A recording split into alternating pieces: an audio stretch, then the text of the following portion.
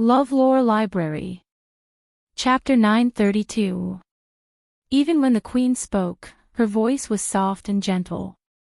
She only wanted to show her best side in front of him.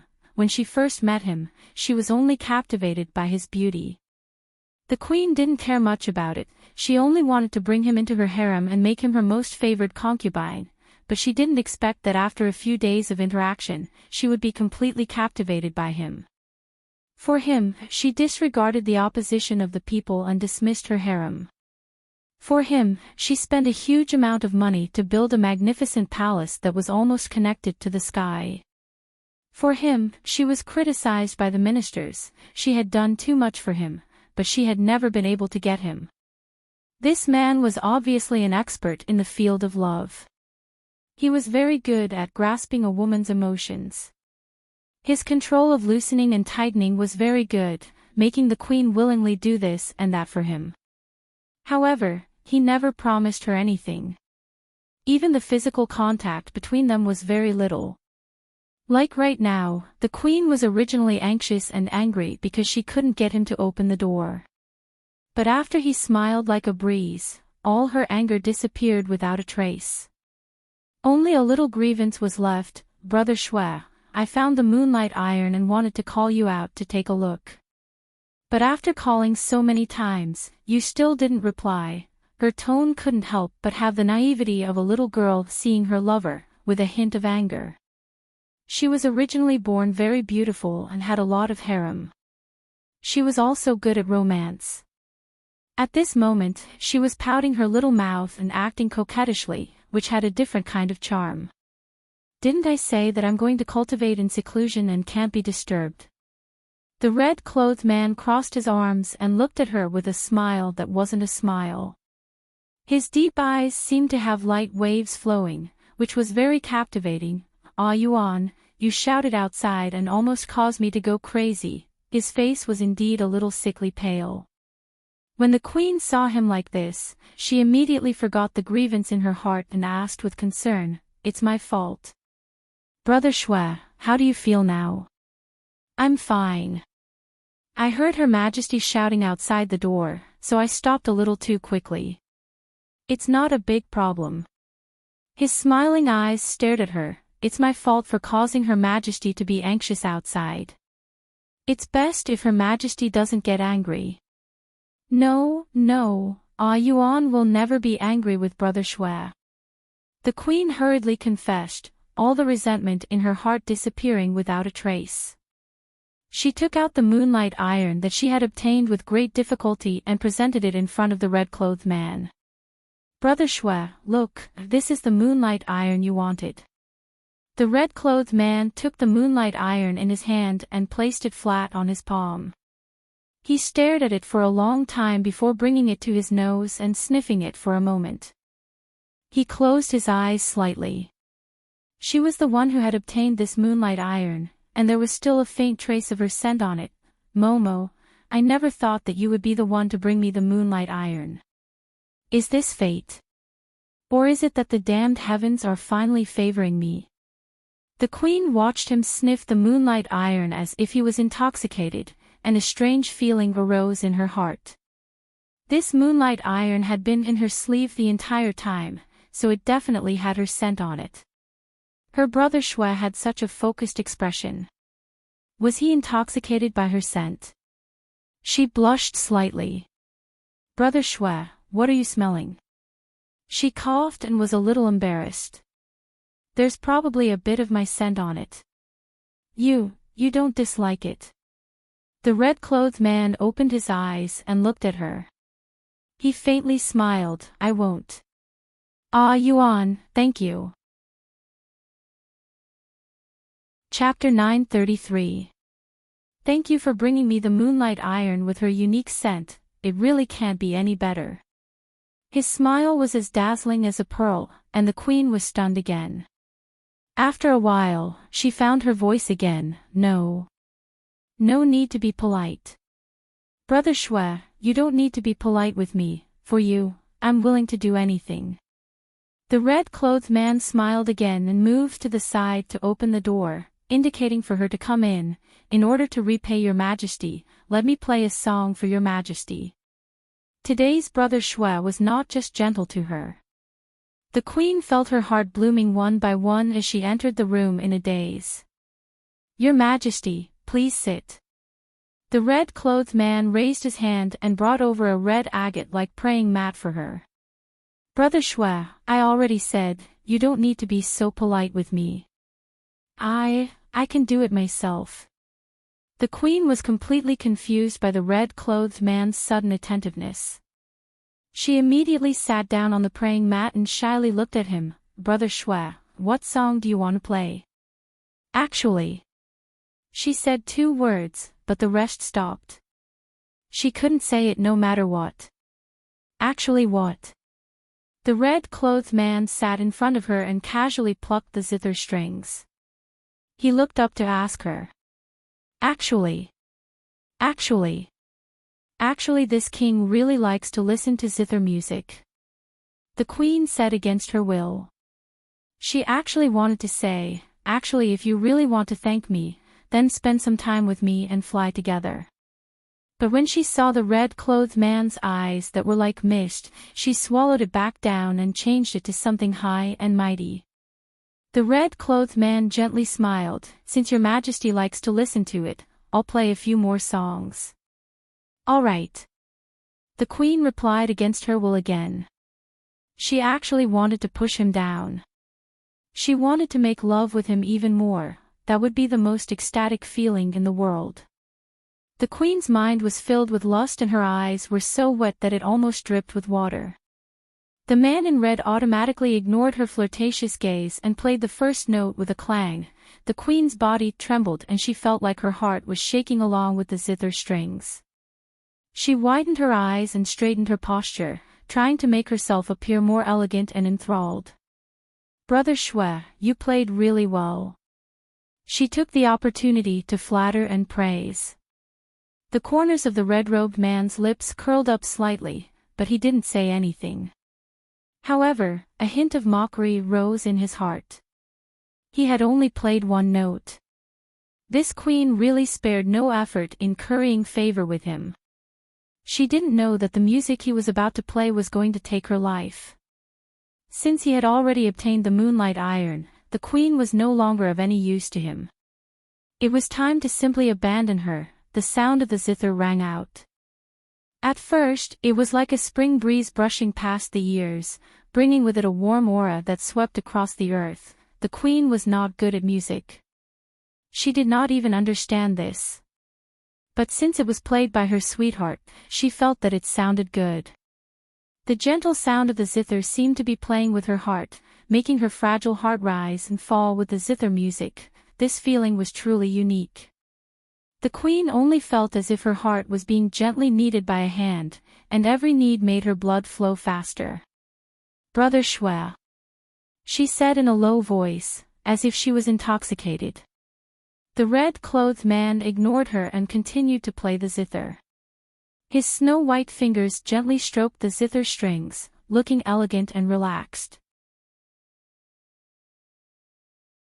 Chapter 934. Who would have thought that he would have killing intent like this? The sound of the zither came wave after wave, slowly increasing in speed. Very naturally, the queen's heart also began to beat faster. Gradually, she began to feel uncomfortable. Her heart began to beat like a drum, like a little girl seeing her sweetheart. She couldn't help holding her chest, trying to calm her fast-beating heart.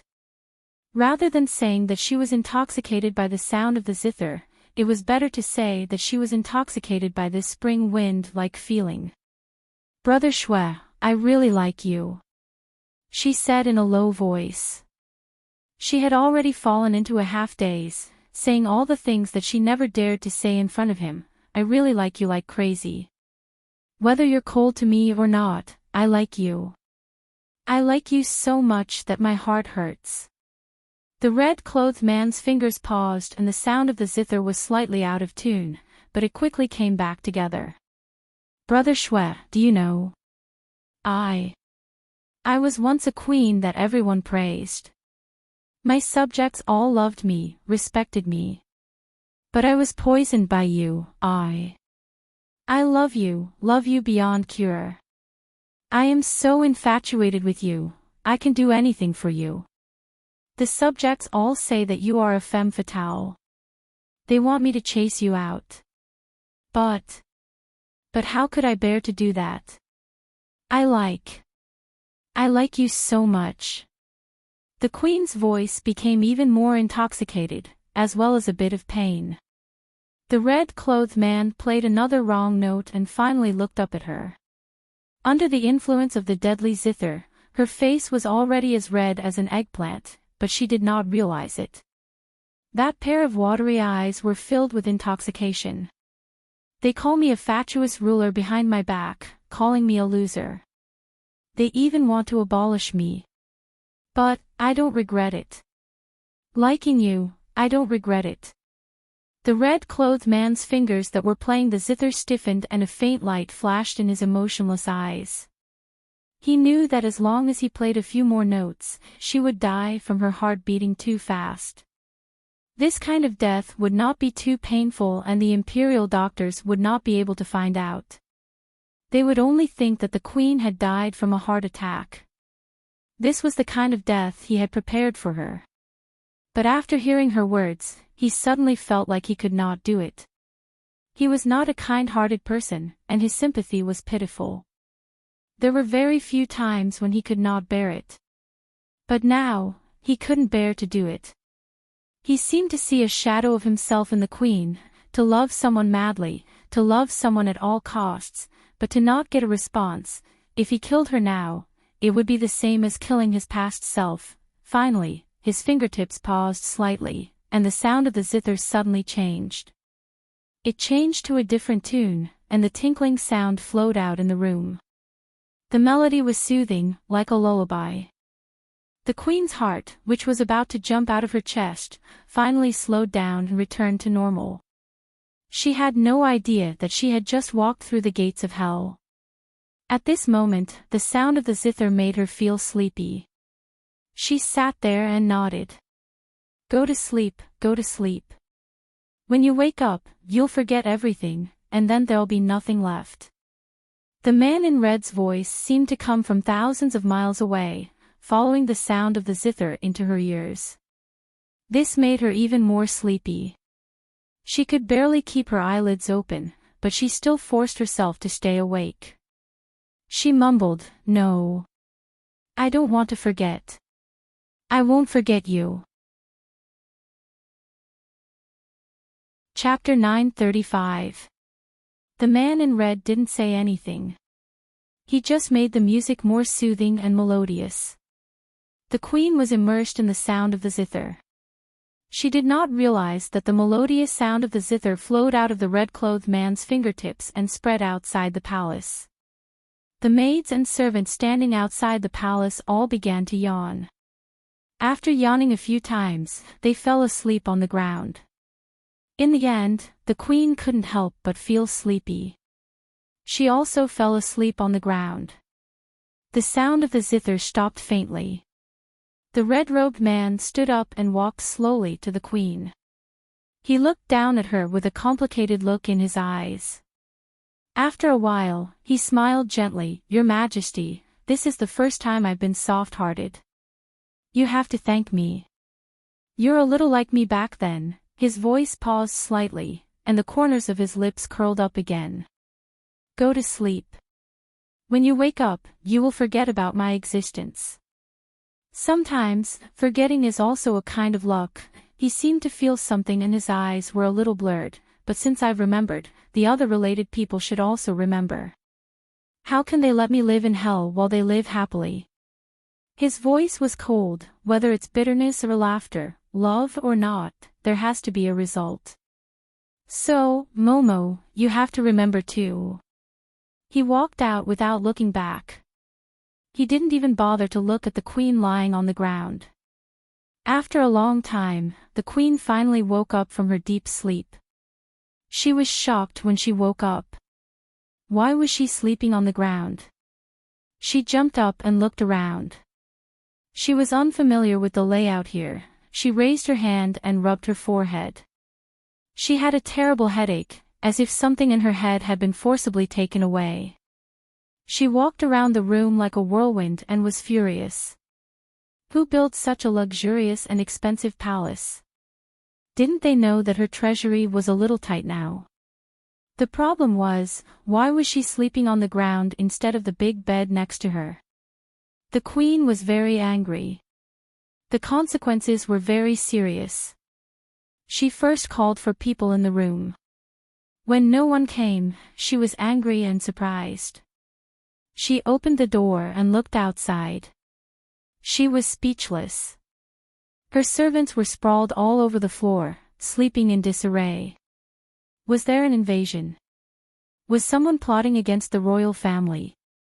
After a period of chaos, she finally woke up the guards and maids. When she questioned them, they were even more confused than she was. None of them could remember how they got here. The queen hurriedly went down the tall building with a head full of question marks and summoned all the civil and military officials. It took her a day to finally figure out the terrible thing she had done in the past 20 years. She had almost ruined the entire country for a boy toy. The queen wanted to bang her head against the wall. She did not understand why she was so obsessed. But when she thought about it carefully, she had no impression of that man at all. She wanted to find that man. She wanted to see what kind of person he was to be able to make her like this. But she had forgotten what that person looked like, and none of her maids and attendants remembered. That red-clothed man had lived in seclusion for 20 years, and very few people had seen him. The civil and military officials had only heard of him, but they had never seen him before. Therefore, even if the queen wanted to find him again, she had no way to do it. The queen felt that she had suffered a loss and ordered a nationwide search for this man. Chapter 936. However, when her subjects heard that the man was missing, they all clapped their hands in celebration. They were also afraid that their queen would fall into the man's gentle trap again and continue to do bad things. Therefore, when they searched for the man, they only did it half-heartedly and did not really look for him. No matter what, the queen returned to her original self. She was swift and decisive with countless concubines. However, the queen would occasionally dream of a man in red in the middle of the night. He was hidden in the fog and she could not see his face clearly. However, there was a familiar feeling of palpitations. Of course, these were the queen's afterwards. Ning Xuema felt that her days had been very magical ever since she followed the great god. For example, she stayed in the immortal kingdom for a whole month. When she returned to the Buddha Lotus Mountain, she realized that only 2 hours had passed here.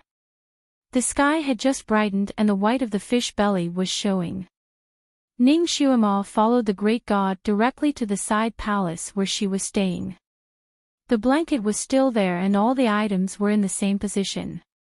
Even the plate of fruits on the table was still fresh and juicy. However, her level had increased by 2 levels in one night. When she went out and saw her fellow disciples from the Sun-Moon sect, they would probably be shocked again. If the great god often brought her to places like the Immortal Kingdom to train, she would probably be able to reach Earth rank level 8 in less than 2 years in this world. She would become a strange existence again. Although only 2 hours had passed, she had been farming monsters for a month after all. She was still very tired. When she saw her big bed, she could not help but want to throw herself on it. Shinjioli directly grabbed her and said, "You want to get on the bed when you're so dirty?" Ning Xuema just remembered that she had not taken a bath for a month. Every time the great god used the cleaning spell on her, she really needed to take a bath. She simply hugged his arm and said, "Great god, can you send me to that hot spring again?" She liked that place more. Not only could she take a bath there, she could also take the opportunity to train. Shinjioli looked at her who was almost hanging on his arm. He pondered for a moment and asked, "Do you want to take a bath with me?" Ning Xuema was speechless. Take a bath with the great god. She didn't dare to imagine that scene. Before they took a bath together, he had been harassing her in all aspects. Other than the last step, he had taken all of her tofu. If they were to shower together, she would probably lose her virginity in the hot spring, giving her chastity to the great god.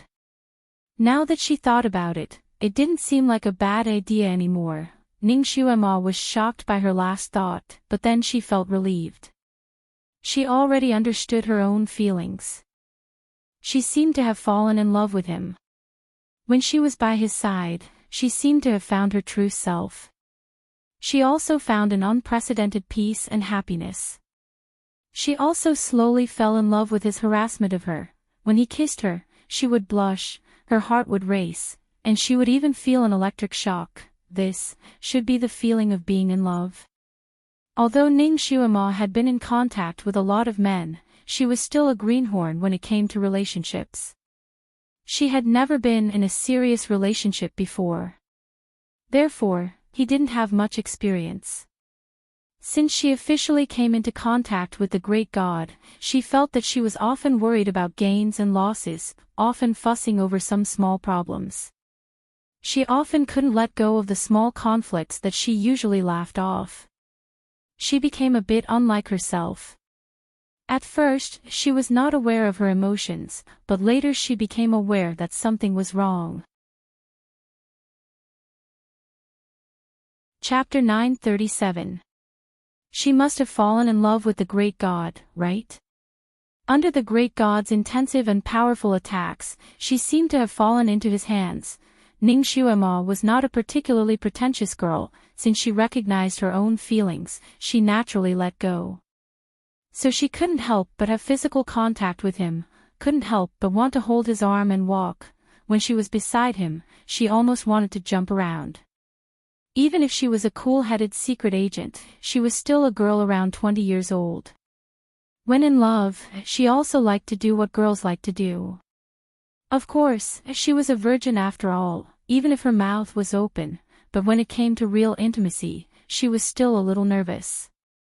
Of course, in her nervousness, there was also a hidden expectation. In the depths of her heart, she actually did not reject the real intimacy with the great god, but before it developed to that point, she still had the subconscious nervousness of a young girl.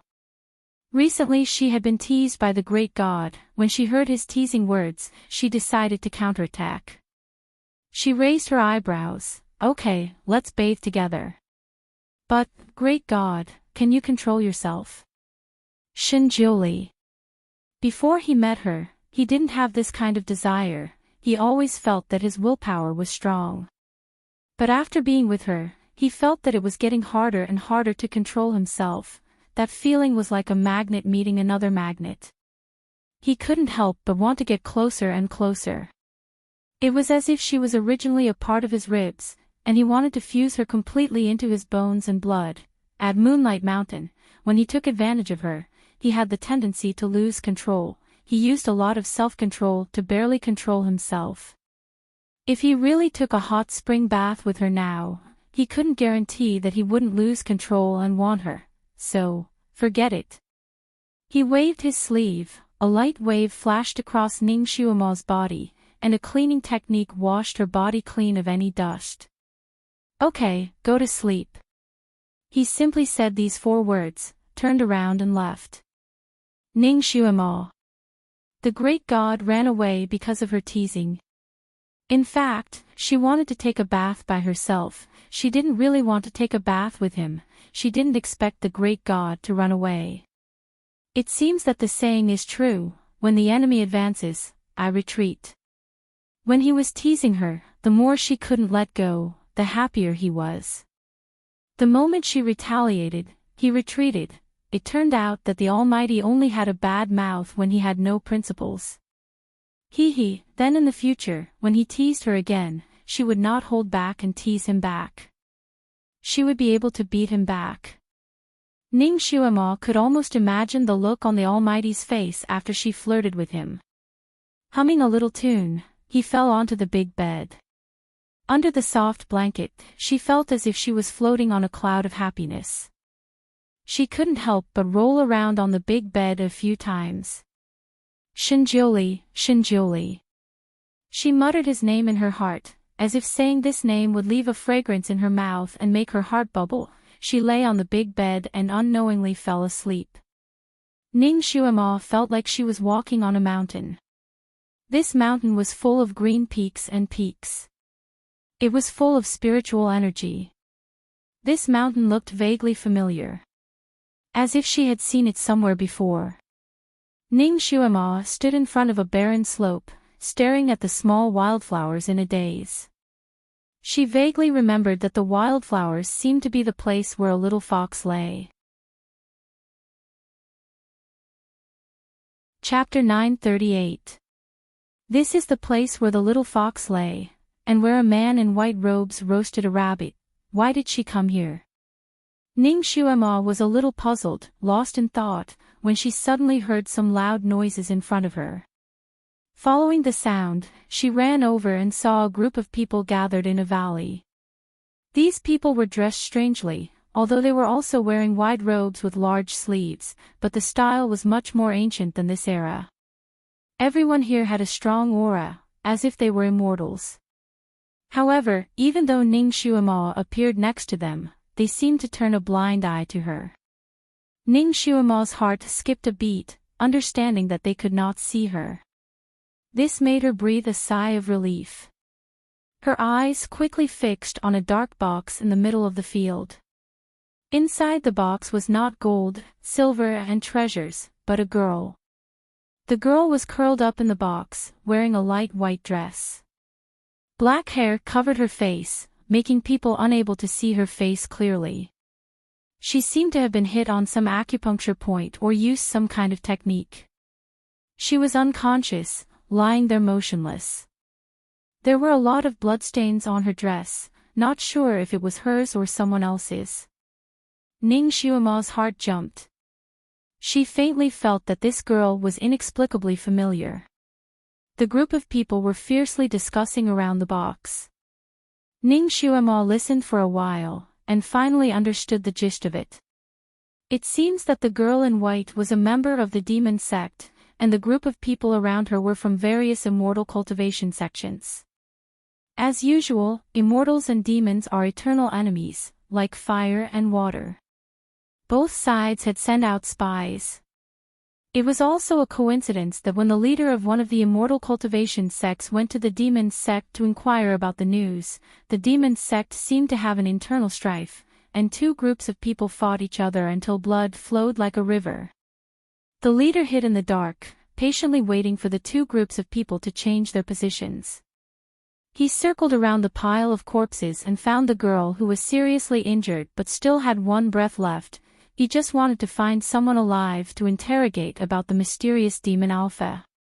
Now that he had found her, he did not dare to stay any longer. He brought the girl back. The people of the immortal cultivation sect hated the mysterious devil ancestor to the bone, but they had never seen his true face. Now that they had captured this girl, they naturally wanted to find out the whereabouts of the devil ancestor from her. Unfortunately, after the sect leader of the immortal cultivation sect brought the girl back, he used all kinds of methods but was unable to wake her up. She had always been asleep. There was no lack of medical experts from the immortal cultivation sects present, but they had no way to wake her up. They had no choice but to bring her to this place to seek medical treatment. From their tone, it seemed that there was an incredible expert living in this valley. Not only was he skilled in spells, but he was also skilled in medicine. It was just that this expert didn't like to meddle in other people's business, so whether he would save this girl was still unknown. Everyone didn't have much confidence and stopped at the entrance of the valley. They had already respectfully greeted and kowtowed many times, but there was no response from inside. They called the expert Supreme Divinity, and their voices and tones were full of respect. Ning Xuema also looked into the valley. She saw at a glance that there was actually a barrier in this seemingly empty valley. It was this barrier that blocked all footsteps and spying. The group of people made a lot of noise outside for a long time, but the expert still didn't appear. Chapter 939. However, the girl's aura was getting weaker and weaker. Someone became impatient. This girl looks like she's only in her teens. Her status in the devil realm is definitely not high. She might not know anything. Why do we have to go through so much trouble to save her? After one person spoke, several people responded, "That's right, that's right. It's not worth asking the Divine Lord for her. Let's just kill her." That's not a good idea. She's just a little girl. It's against the law of the celestial realm to kill her indiscriminately. Someone objected. Even if she's a little girl, she's still a little girl from the devil realm. How many little girls from the cultivation world have died in the hands of the devil sect? Killing her is just the right way to seek justice for our fellow cultivators who died tragically. That's not right, that's not right. What's the difference between us and the devil sect? The crowd was divided into two factions. Some wanted to kill her immediately, while others wanted to investigate thoroughly before making a decision. The two factions argued until their faces turned red. No one wanted to give in. Ning Xuema stood there, annoyed by their argument. She secretly thought that the people from the cultivation sect were really annoying. Killing or letting her go was a simple matter. It was boring to argue over this. She occasionally looked up and was suddenly stunned. A young man in green clothes was standing on a big tree next to the entrance of the valley. He was handsome and had a cold expression. He glanced down and said, "What are you arguing about? If you disturb the Divine Lord, you'll have to bear the consequences." The group of people finally shut up. They bowed to the young man and explained their purpose of coming. The young man glanced at the box, then flew down. He stretched out his finger and touched the girl's wrist. He frowned slightly and said, "Strange." The people next to him nodded. "Venerable One, you can also see that this girl's injury is strange, right? Otherwise, we wouldn't dare to ask the Divine Lord for help." The young man nodded slightly and said, "Wait." He turned around and disappeared. After a while, he reappeared. "The Divine Lord has ordered that the girl can stay. You guys can leave for now." The crowd looked at each other. They were a little worried, but they didn't dare to disobey the Divine Lord's order. As expected, they slowly left. The young man in green clothes raised his hand, and the box containing the girl flew into the valley. In the blink of an eye, he disappeared into the clouds. Ning Xuema also felt a blur in front of her eyes. When she regained her senses, she found that she had already changed the venue. There were a few buildings hidden in the lush bamboo forest. The box flew straight towards one of the buildings and into an open area. There was a green pergola covered with small purple flowers. Under the pergola was a stone table and a stone stool. A man in snow-white clothes, whose body seemed to be shrouded in mist, was sitting alone in front of a stone table, playing chess with himself. After the box flew over, it silently landed at his feet. The youth in green bowed and reported to him, "Master, this is the girl with the strange illness." The white-robed man didn't even raise his head. He only responded indifferently and waved his hand. The green-robed youth went down. Only the white-clothed man and the young girl lying in the box were left on the field. The white-robed man was still playing chess. He played one game after another, as if he had forgotten the existence of the young girl. Time passed by slowly. When Ning Xuema entered the valley, the sun had just risen. But now, it had already fallen. Chapter 940. A day passed by just like that. The man in white did not go to treat the girl, nor did he even look at her. The moon rose, and it was as big as a round plate. It hung high above their heads, and the moonlight gently embraced the earth. Everything was gentle under the moonlight. The man seemed to be tired after playing chess for an entire day. He raised his hand to keep the chessboard and stood up. He did not even look at the girl in the box and turned to leave. Ning Xuemo, what was the meaning of this man in white? He took her in but left her here for an entire day. Now, he just abandoned her and left. Wasn't he afraid that the girl would die here? She turned to look at the girl. The girl was still lying there in the same posture, not moving at all. Ning Xuemo sighed in her heart. Luckily, the girl was unconscious. If she was awake and maintained this posture, she would be exhausted to death. She was about to walk over to check on the girl's illness when she saw the girl's eyelashes tremble slightly, and she slowly opened her eyes. Ning Xuemo. This girl isn't pretending, right? What a strong willpower. The girl's eyes darted around. First, she looked around. After a while, she moved her body and slowly stretched out her 4 limbs from the box. She was obviously numb from lying down, and there was a look of pain on her beautiful face. After a while, she cursed under her breath and sat up in the box. She looked around again and muttered something, as if she was scolding the man for being cold-blooded and not saving her.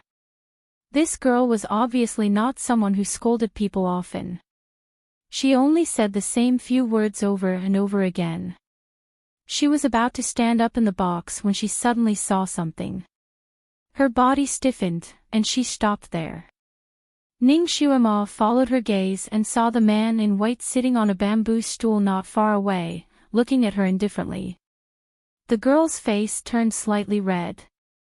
She sat there helplessly, as if she did not know whether to continue lying down and pretend to be unconscious or to stand up. After a while, the girl suddenly jumped up and looked up at the man in white. You found out that I was faking it? She spoke in a preemptive tone. Her voice was like the first song of an oriole in the valley, delicate and crisp. The man in white didn't comment. Apparently, he couldn't be bothered to answer this question. The girl looked at him. But I'm really injured. I've been bleeding. How can you watch such a beautiful girl bleed to death? Her body was indeed injured. There were bloodstains on her arms, calves, and even her chest and abdomen. The bloodstains stained her white dress like red plum blossoms in the snow.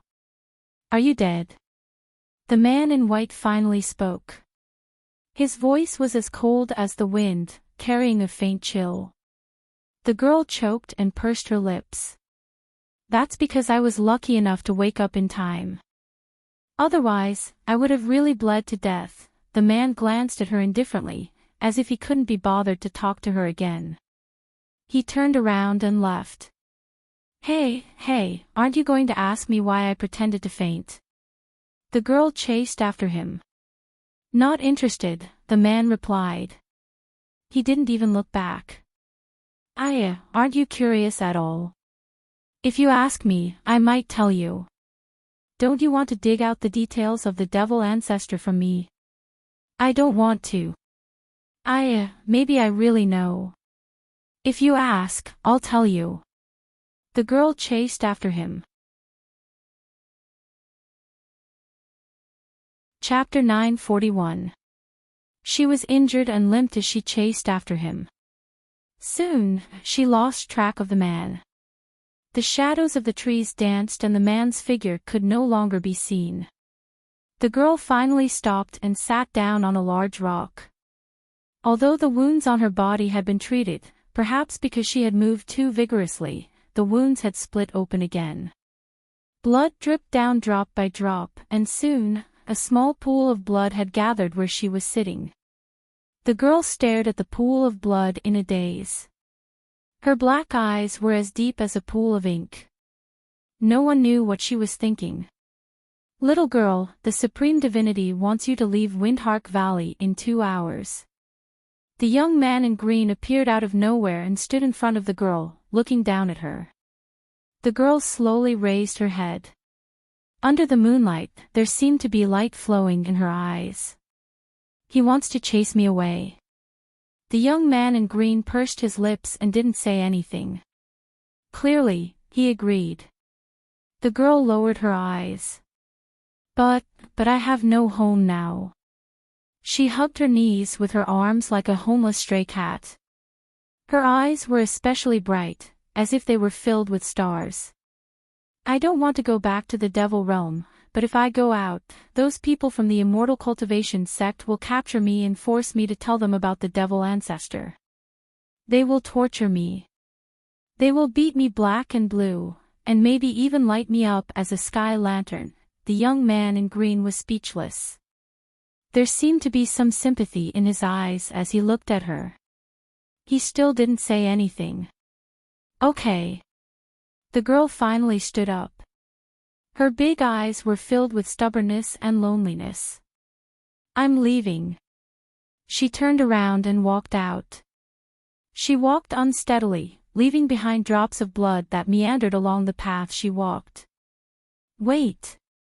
The young man in green suddenly said. The girl stood up and suddenly turned around.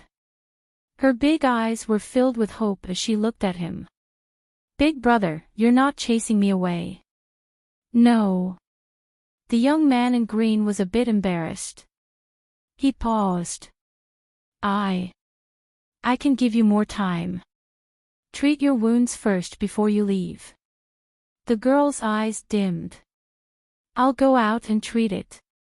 I don't want to dirty this place. She turned around and wanted to leave. The girl's back was lonely and pitiful. Coupled with her beauty, she was truly pitiful. Seeing her like this, there wasn't anyone who wasn't moved by her, and that green-robed youth was no exception. In the end, he couldn't bear it any longer. With a flash of his figure, he blocked the girl's path. The girl looked up at him in surprise. The green-robed young man's face turned slightly red. He extended his hand to her, and there was a bottle of medicine in his palm. Your injuries are not light. Use this to stop the bleeding first. It's very effective. The girl smiled gratefully. Thank you. She reached out to take the bottle of medicine, but before she could open it, her body suddenly shook violently and she fell to the ground with a plop. The medicine bottle in his hand fell to the ground and shattered into pieces. The green-robed youth jumped in fright and hurriedly looked at her. He found that the place where she had fallen, her forehead had knocked against a sharp stone, and blood was flowing out. Her eyes were tightly shut and she seemed to have fainted. The green-robed young man checked her pulse and his expression changed. He didn't care about anything else and hurriedly picked her up. His figure flashed and he flew towards a large hole. Master! Ning Xuema finally realized that her vision changed according to the girl's position. Chapter 942. For example, right now, Ning Xuema found herself in a large hall. In the main hall, the white-clothed man was drinking tea, while the white-clothed girl was lying on the cold ground. The green-clothed youth was bending over and begging, Master, she really fainted. Please save her, you can save her. The man in white was unmoved. He didn't even look at the dying girl. Master, her injuries are very strange. I can't do anything. The young man in green knelt down. Long Chuan, you're not a soft-hearted person. Why are you doing this? The man in white's eyes fell on his disciple. Long Chuan lowered his head. I just can't bear to see her die here at such a young age. Young age? The man in white repeated. His voice was unfathomable. Long Chuan, don't be fooled by appearances. He glanced at the girl on the ground. She is not young. She's older than you.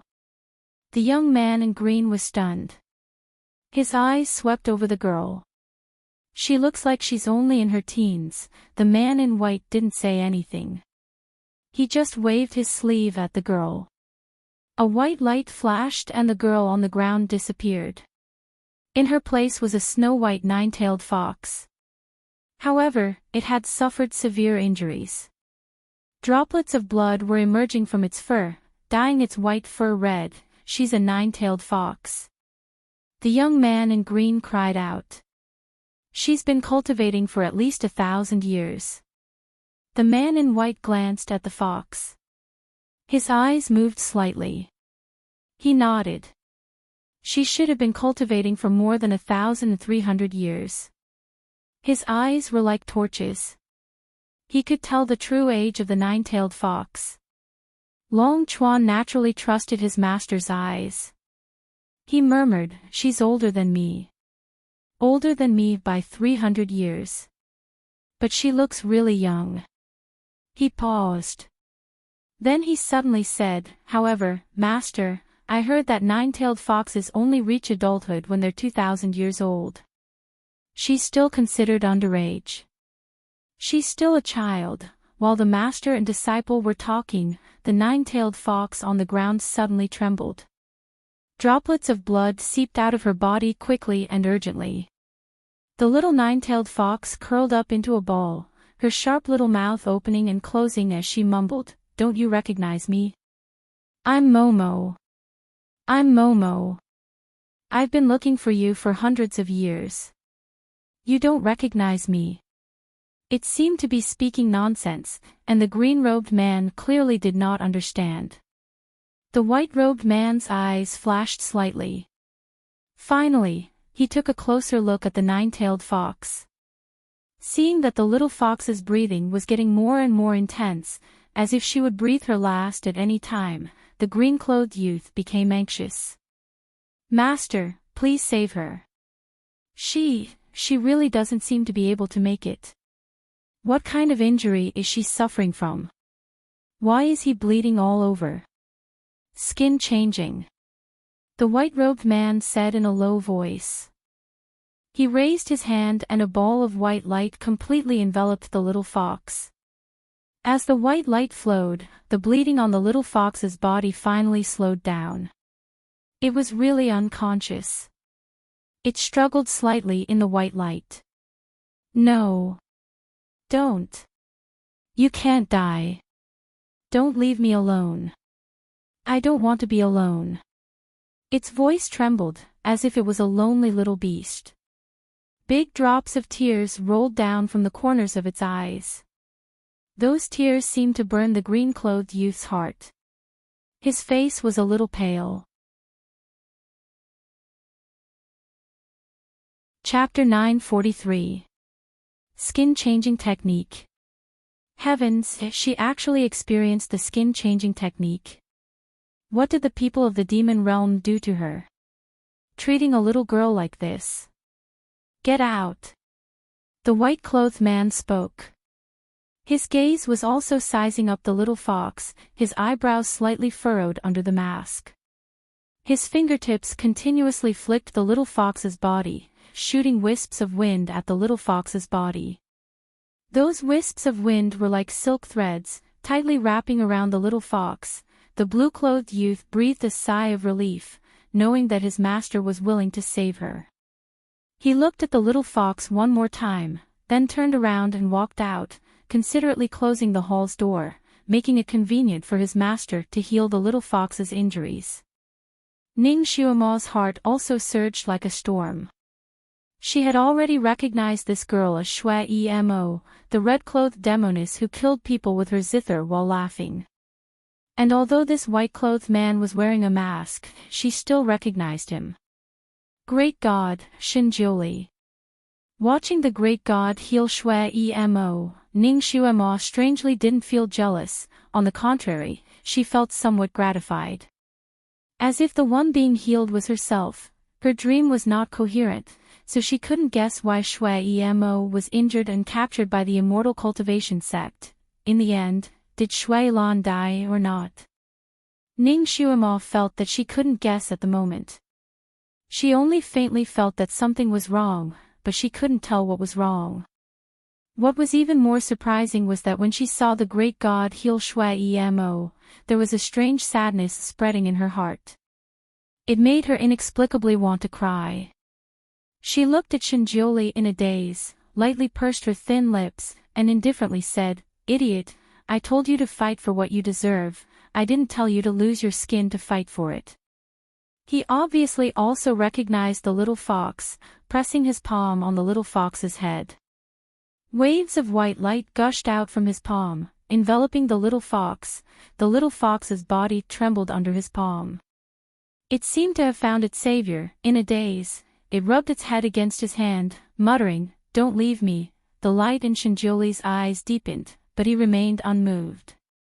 He urged the white light even more urgently.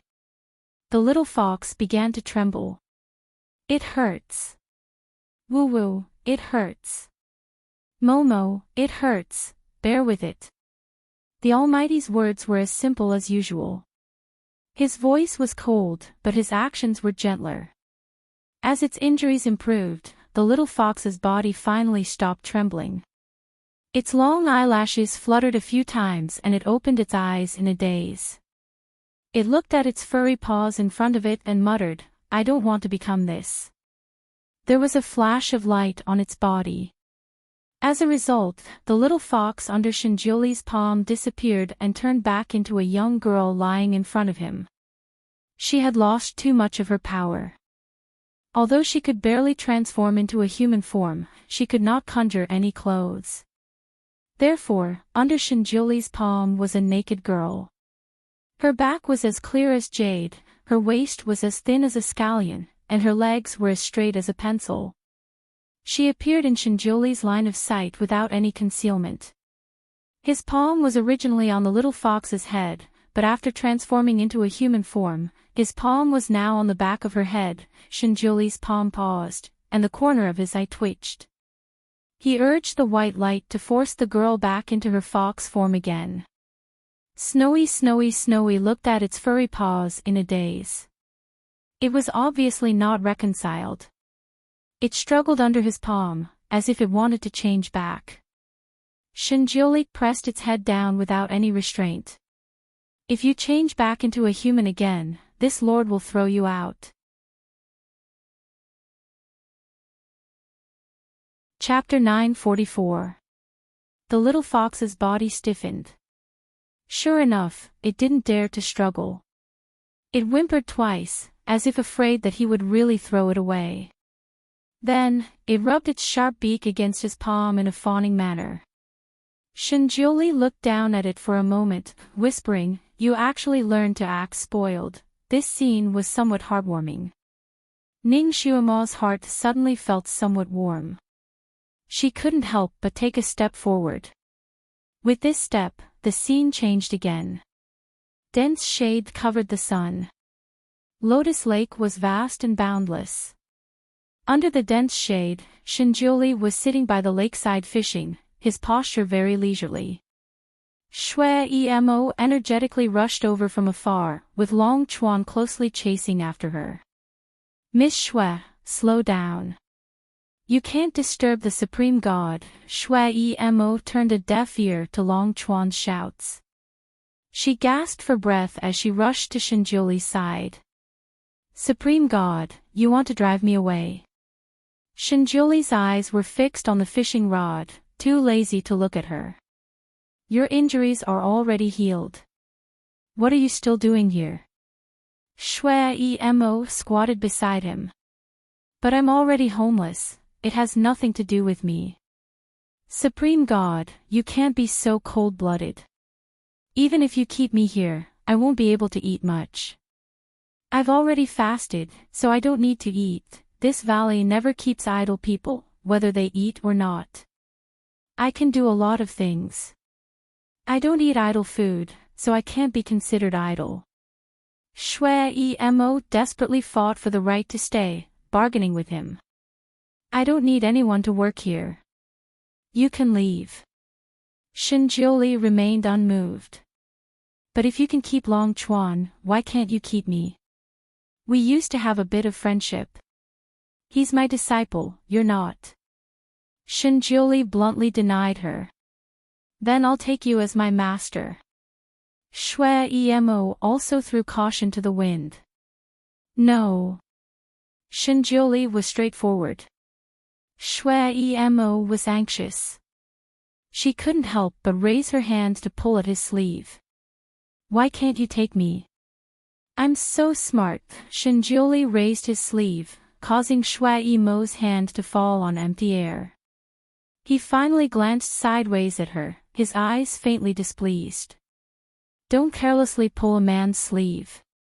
Didn't your parents teach you? Shui Yimo pursed her lips. I don't have parents. I grew up in the demon realm, no one taught me. Shinjioli paused. So you know now. Shui Yimo nodded, her eyes blinking as she looked at him. Are you teaching me? Do you agree to accept me as your disciple? In your dreams.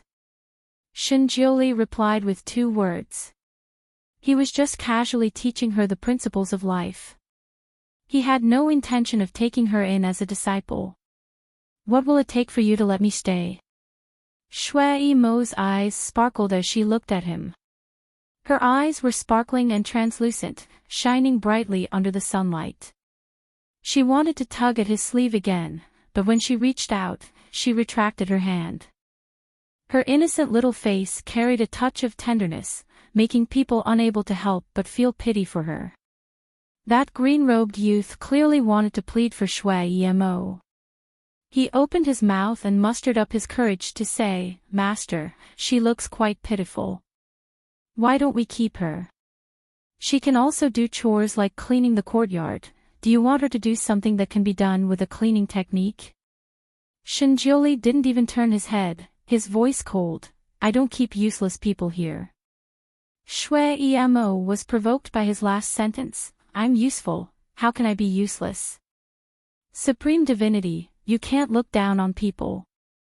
I have a lot of skills. What skills do you have? I can play the zither, you can't play as well as me. This won't do, change it.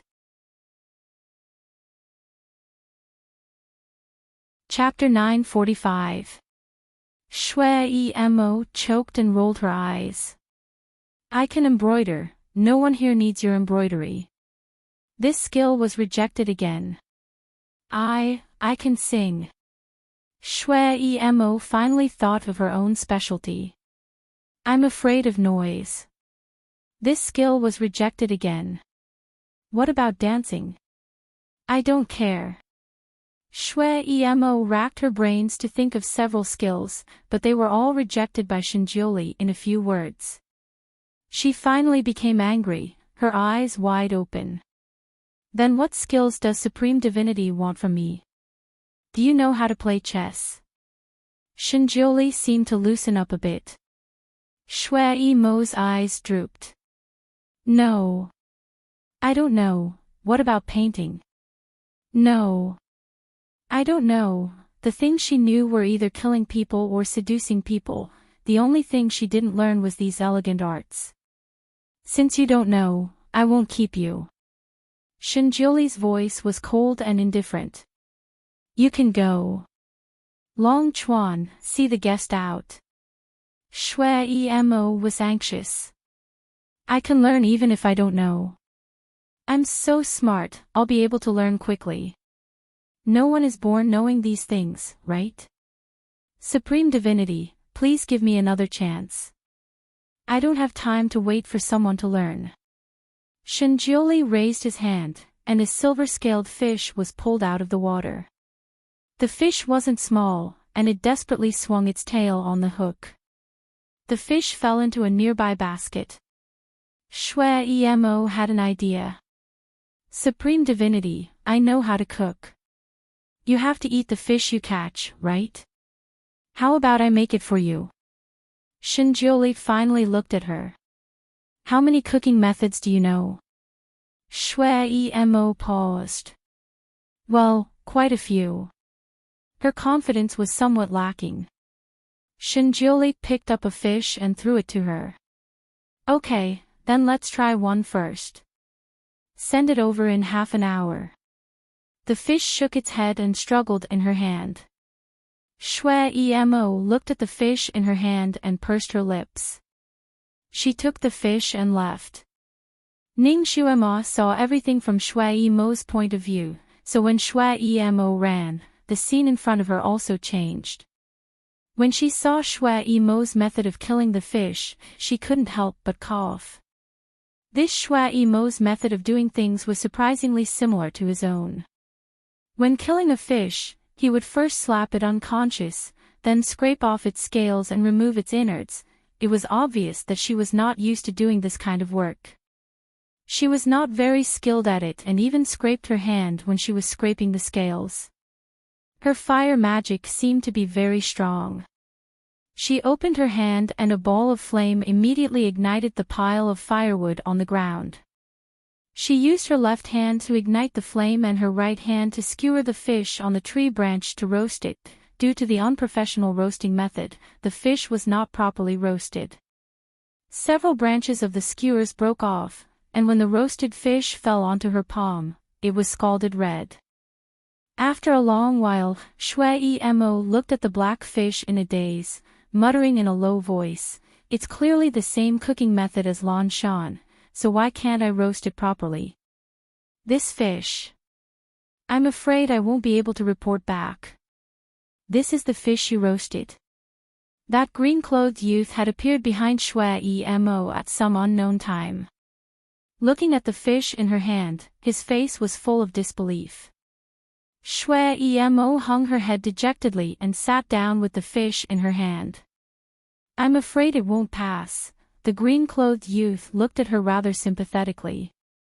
"You don't need to report back for this fish. Otherwise, I'm afraid the Supreme God will directly throw you out.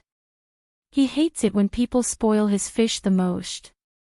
But, if I don't report back, he'll kick me out. I really can't stay." She anxiously wrinkled her eyebrows. Her eyes were filled with tears as if she was about to cry. Chapter 946. Tenderness rose in the eyes of the blue-clothed youth. He thought for a moment, then took out a small jade tablet and handed it to her. "Take this. When you go out again, no one will make things difficult for you." Shui Emo looked at the jade tablet in her hand, then looked at him. "This is... It's mine, my thing. It's the symbol of my Qilin clan. The people of the cultivation sects know my identity. If you take this, they'll know that you're under my protection and won't dare to make things difficult for you. This is all I can do for you." Shui Emo lowered her eyes for a moment, then solemnly put away the jade tablet. "Long Chuan, thank you." Her charming face finally showed a little smile. She was born beautiful, so this smile was like a strange flower blooming, captivating and soul-stealing. Long Chuan quickly moved his eyes. "No need to be polite. You can go now." He didn't want to see her being rebuffed again. Shui Emo took the fish and ran towards the lake. "Retreating without a fight isn't my style. I'll try again." Long Chuan, Ning Shuima couldn't help but clap her hands. Shui Emo's way of doing things was quite to her liking. If it were her, she would also try. She was just like this. As long as there was a 1% chance, she would do her best. She wouldn't shrink back, she wouldn't run away. However, what would Shinjuli's reaction be if he saw her roasted fish? Would he really throw her out directly? Ning Shuima's guess was very accurate. She felt that when she ran in front of Shinjuli with Shui Emo and offered the fish, Shinjuli just glanced at her and didn't say a word. He just waved his sleeve. Shui Emo's body was directly sent flying. Shui Emo fell outside the valley, but she didn't suffer any injuries. She stood there, looking at the valley in a daze for a while, then slowly found a big stone to sit down on. She hugged her knees, lost in thought. Ning Shuima also watched from the side. She felt that Shui Emo's purpose in pestering Shinjuli this time wasn't simple. Ning Shuima couldn't move away to look elsewhere, so she could only sit on the side. With her sharp eyes, she saw a figure flash not far away, then disappear in an instant. This was a spy from the Immortal Cultivation sect. It seemed like they hadn't left yet. They hadn't given up on Shui Emo and still wanted to capture her. Ning Xuema's guess was right once again. A large net fell from the sky, wrapping around Shui Emo, who was lost in thought. By the time she realized something was wrong and wanted to jump away, it was already too late. The net wrapped around her whole body. That net was clearly a treasure, glittering with golden light. The more it wrapped around her, the tighter it became. Shui Emo simply couldn't struggle free. A few sage-like people appeared and looked at her struggling in the net. Their faces were filled with joy. It really is her. The Supreme Divinity saved her life and sent her out to us. Hurry up and ask her. Ask her about the devil ancestor. Someone was impatient. The Supreme Divinity is afraid of noise. Don't make a ruckus here. Take her away first. It wouldn't be too late to find a quiet place to interrogate him slowly. A few people used a net to drag her away quickly. Obviously, he was afraid of alerting the people in the valley. Shui Emo was tightly bound by the net's threads almost cutting into her flesh. She frowned in pain, then suddenly raised her head and let out a long howl. It was a mournful fox's howl, like crying and screaming. The howl soared to the sky. She's a fox demon. Don't care what kind of demon she is. Take her away first. Ning Xuema looked on helplessly as Shui Emo was dragged to another valley. Then, this group of people began to interrogate her. They interrogated her about the devil ancestor. Chapter 947. What does the devil ancestor look like? Is he a man or a woman? How old is he? Where does he live? Little girl, you'd better tell the truth, or else you'll suffer. These people asked a series of questions. The last person's voice carried a cold threat. Shui Emo was trapped in that big net, her body twisted. After they finished asking, she said, "This broken net is hurting me. I can't remember anything because of the pain." These people from cultivation sects were obviously experts, so they weren't afraid of a little girl playing tricks. The owner of the treasure net loosened the net a bit. Of course, they also said some threatening words. Shui Emo stretched her body inside the net and tilted her head to look at them. Do you really want to know what the devil ancestor looks like? Those people gave her a "you're asking nonsense" expression. Shui Emo raised her small hand to cover her mouth and yawned. Then, she said a rather earth-shattering sentence, "The devil ancestor is me, I'm the devil ancestor." Those people, they naturally didn't believe that this seemingly tender little girl in front of them was the devil ancestor. When they heard this sentence, their first reaction was that they had been played. They all flew into a rage and scolded her one after another. They told her to tell the truth as soon as possible. Otherwise, they would peel off her skin and break her bones, and send her soul to the 18th layer of hell or something. In short, all kinds of terrifying and bloody threats were said. However, Shui Emo insisted that she was the devil ancestor, and even raised her head high. Finally, those people were angered, and the treasure net binding her tightened once more. This net was clearly a rare treasure, and at the same time, it emitted waves of light. Shui Emo was obviously in extreme pain. Her small face was deathly pale, but she was still smiling, still saying that she was the devil ancestor. Her stubbornness made those people furious. The one who had the treasure net was a rather irascible immortal. In his anger, he did his best to tighten the net, and the pale golden net directly wrapped around Shui Emo's body. Probably because she was in extreme pain, she finally let out a cry and showed her true form. When she showed her true form, a small jade tablet fell out of the net. It was the one that the blue-clothed youth gave her. A sharp-eyed person picked it up and took a look. His expression greatly changed, and he looked at it with his colleagues. Everyone couldn't help but look at each other. Their mouths were moving, but Ning Xuemo couldn't hear what they were saying. It was obvious that they were using the secret voice-sending method to communicate, so outsiders couldn't hear them.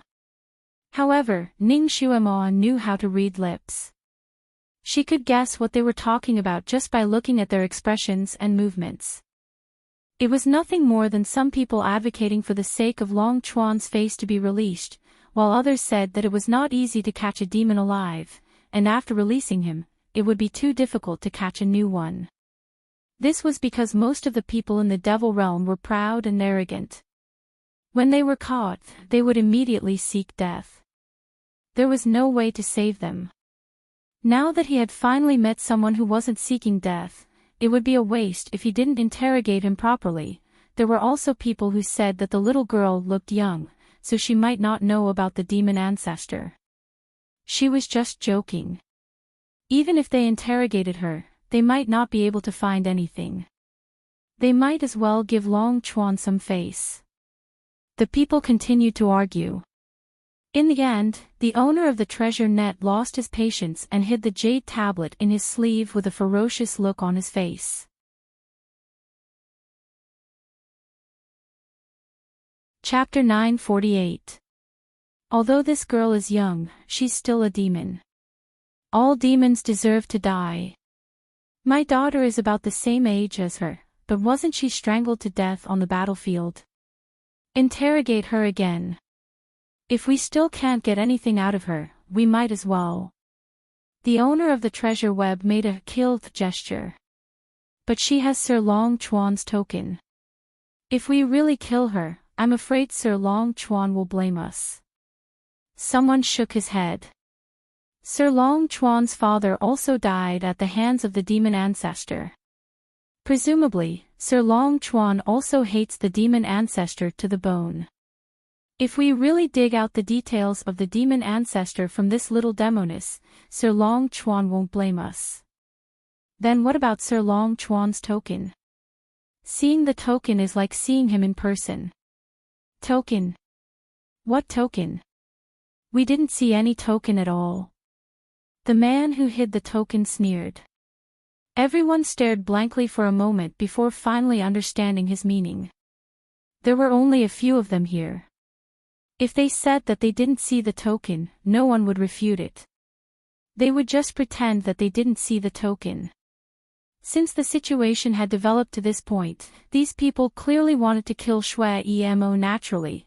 They wouldn't have any scruples when interrogating her. One of them took out a boning knife and waved it in front of the little fox. He gloomily said, "Little girl, if you don't tell the truth, this elder will let you have a taste of being skinned. Your fox skin is very good. If I peel it off, I can make a fox skin shawl for my youngest daughter." The little fox slightly narrowed her eyes. Her glass-like pupils flashed with a watery luster, but she still stubbornly said, I am the demon ancestor.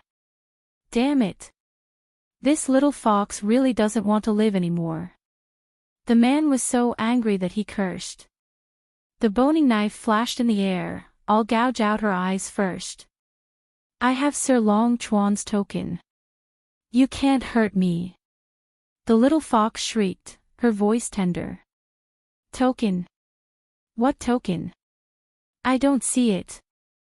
The man sneered. He made a hand seal and was about to stab down. The little fox shrank back, seemingly frightened. Her small claws also made a hand seal, intentionally or unintentionally. Chee! The boning knife in the man's hand suddenly shattered into powder. A cold voice rang out, "Let her go." Everyone raised their heads, and their expressions changed. Standing on top of a distant mountain peak was that green-clothed youth called Long Chuan. The little fox Shui Emo was saved. When those people saw Long Chuan, they were like mice seeing a cat. They obediently handed Shui Emo over to him. The little fox lay in Long Chuan's arms and complained, "Master Long Chuan, he stole the token you gave me and said he didn't see it." She pointed a paw at one of the men. Long Chuan coldly glanced at the man. With a slight bend of his finger, the man suddenly groaned and jumped 3 feet into the air. When he landed again, he was missing an arm, and there was an exquisite jade token on the ground. Long Chuan no longer looked at those people. He carried the little fox and left. The little fox reminded him, "Lord Long Chuan, your jade tablet, it's dirty, I don't want it." Lord Long Chuan replied coolly, "Someone will pick it up, no one can take it away." Long Chuan carried the little fox away. The jade tablet slowly cracked on the ground, and finally turned into powder and disappeared. "Master Long Chuan, did the Supreme Divinity send you to save me?" The little fox was finally saved, and she became more talkative. Chapter 949. No. The little fox was disappointed. "Then I can't enter the valley." Long Chuan paused and took out a chess manual. He pondered for a moment and said, "The Supreme Divinity likes to play chess and can't find an opponent. If you can learn this, the Supreme God might let you stay. Do you want to learn?" The little fox stretched out its claws to grab the book and directly replied with 2 words, "I'll learn it." Ning Xuemo watched all of this as if she was watching a movie. This Shui Emo was very obsessed with staying by the great god's side. Did she really fall in love with him, or did she have other plans? She took another step forward and the scene in front of her began to flash. She saw Shui Emo living outside the valley. With Long Chuan's help, she built a thatched house that could barely shelter her from the wind and rain. Every day, she madly studied the Go manual and found a pile of small stones to practice on the ground. Long Chuan occasionally came out and played a few games with her. It had to be said that Shui Emo was very talented in Go. On the 3rd day, she was able to easily defeat Long Chuan. 7 days later, she had become a master in Go. Long Chuan, who was not proficient in Go, was no longer her opponent.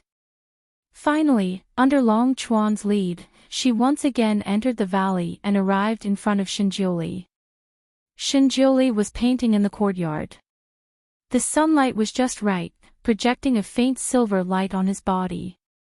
Long Chuan brought her to a stop not far away, not daring to disturb him. "Long Chuan, you are becoming more and more bold." Shinjiuli seemed to have eyes on the back of his head as he lightly threw out this sentence. "Master, she really has no home to return to. The people outside are also unwilling to let her go. This disciple feels pity for her." Long Chuan bowed. A pitiful person must have a hateful side. Shinjiuli did not buy it. "I don't want to be pitiful."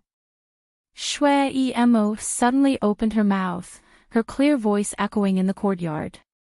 Long Chuan was shocked by her rebellious words. "Supreme God, I came to challenge you." "Shui Emo, don't talk to the Supreme God like that." Long Chuan hurriedly pulled her sleeve. Shui Emo, however, didn't buy it. She stared at the Supreme Divinity, a proud and handsome smile on her lips. "I came to challenge him. Do you need to be polite and respectful when speaking to your opponent?" Long Chuan's forehead was dripping with cold sweat. He probably didn't think that this little girl would be so ignorant of the immensity of heaven and earth. He was about to criticize her again. Shinjiuli finally turned around slowly. "You want to challenge me? What are you going to use to challenge him?" "Go." Shui Emo's hair fluttered. Her small stature was quite imposing. "You dare to challenge me after learning for 7 days?" Shinjiuli raised his eyebrows. It seemed that he wasn't unaware of the matter of Shui Emo learning Go outside the valley. 7 days is enough. Shui Emo raised her eyebrows even higher than his, her eyes bright as she looked at him. "I won't compete with a little girl who doesn't know the immensity of heaven and earth." Shinjiuli obviously didn't take her seriously. He turned around and continued to draw. Supreme Divinity must be afraid of losing to a little girl like me, right? Today, Shui Yimo's words were increasingly arrogant, causing Long Chuan to be taken aback. He desperately pulled at Shui Yimo's sleeve from behind, hinting at her to speak more slowly. Shui Yimo ignored him. Instead, she raised her head high, looking like a king. It's useless to provoke me. Shinjioli still didn't turn his head. Long Chuan, send her out. Long Chuan awkwardly looked at Shui Yimo, then looked at his master. His steps were slightly hesitant. Chapter 950.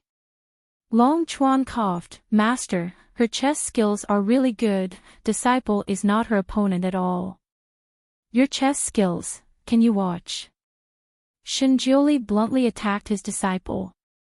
No one knows his disciple better than him. Long Chuan is a promising talent in other aspects, but chess skills, after following him for so many years, he still hasn't learned a single thing.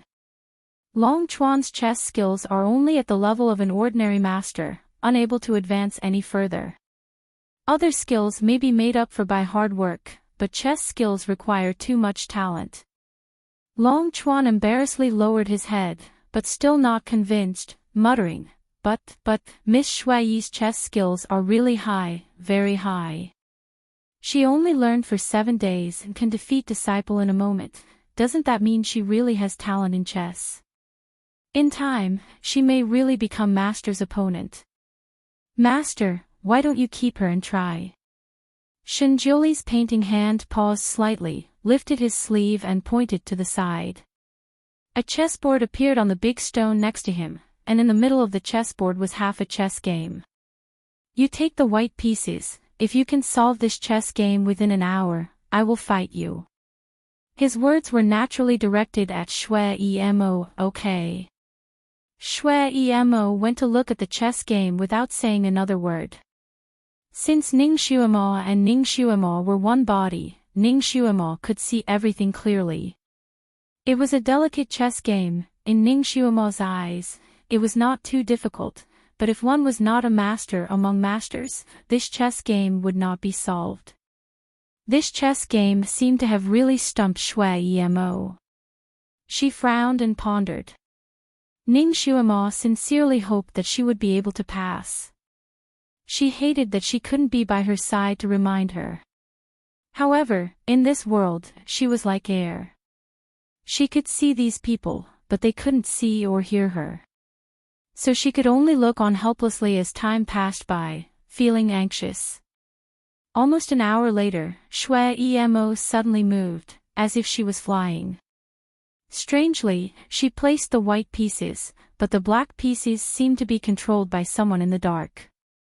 When she placed a piece, the black pieces followed suit, not lagging behind in the slightest. A moment later, the black and white pieces became clear. Although the outcome has not yet been decided, this delicate chess game was solved. Master, she solved the chess game. Master. Long Chuan couldn't help but report to Shinjioli. Shinjioli turned around and glanced at the chess game, then looked at Shui Yimo with her bright eyes wide open, a glimmer of light in his eyes. Supreme God, can I stay now? Shui Yimo's eyes shone brightly, full of hope. I only promise I will fight you. Shui Chuan, Shui Yimo, Shui Chuan.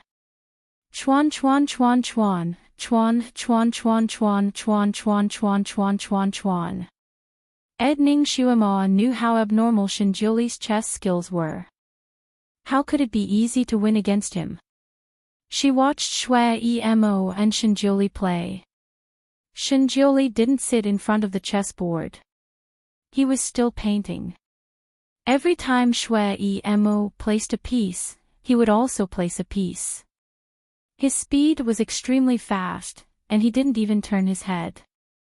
His attention was still on his painting, and only a little bit on the chess game. In less than an hour, the outcome of the game had been decided. Shui Emo lost. You lost.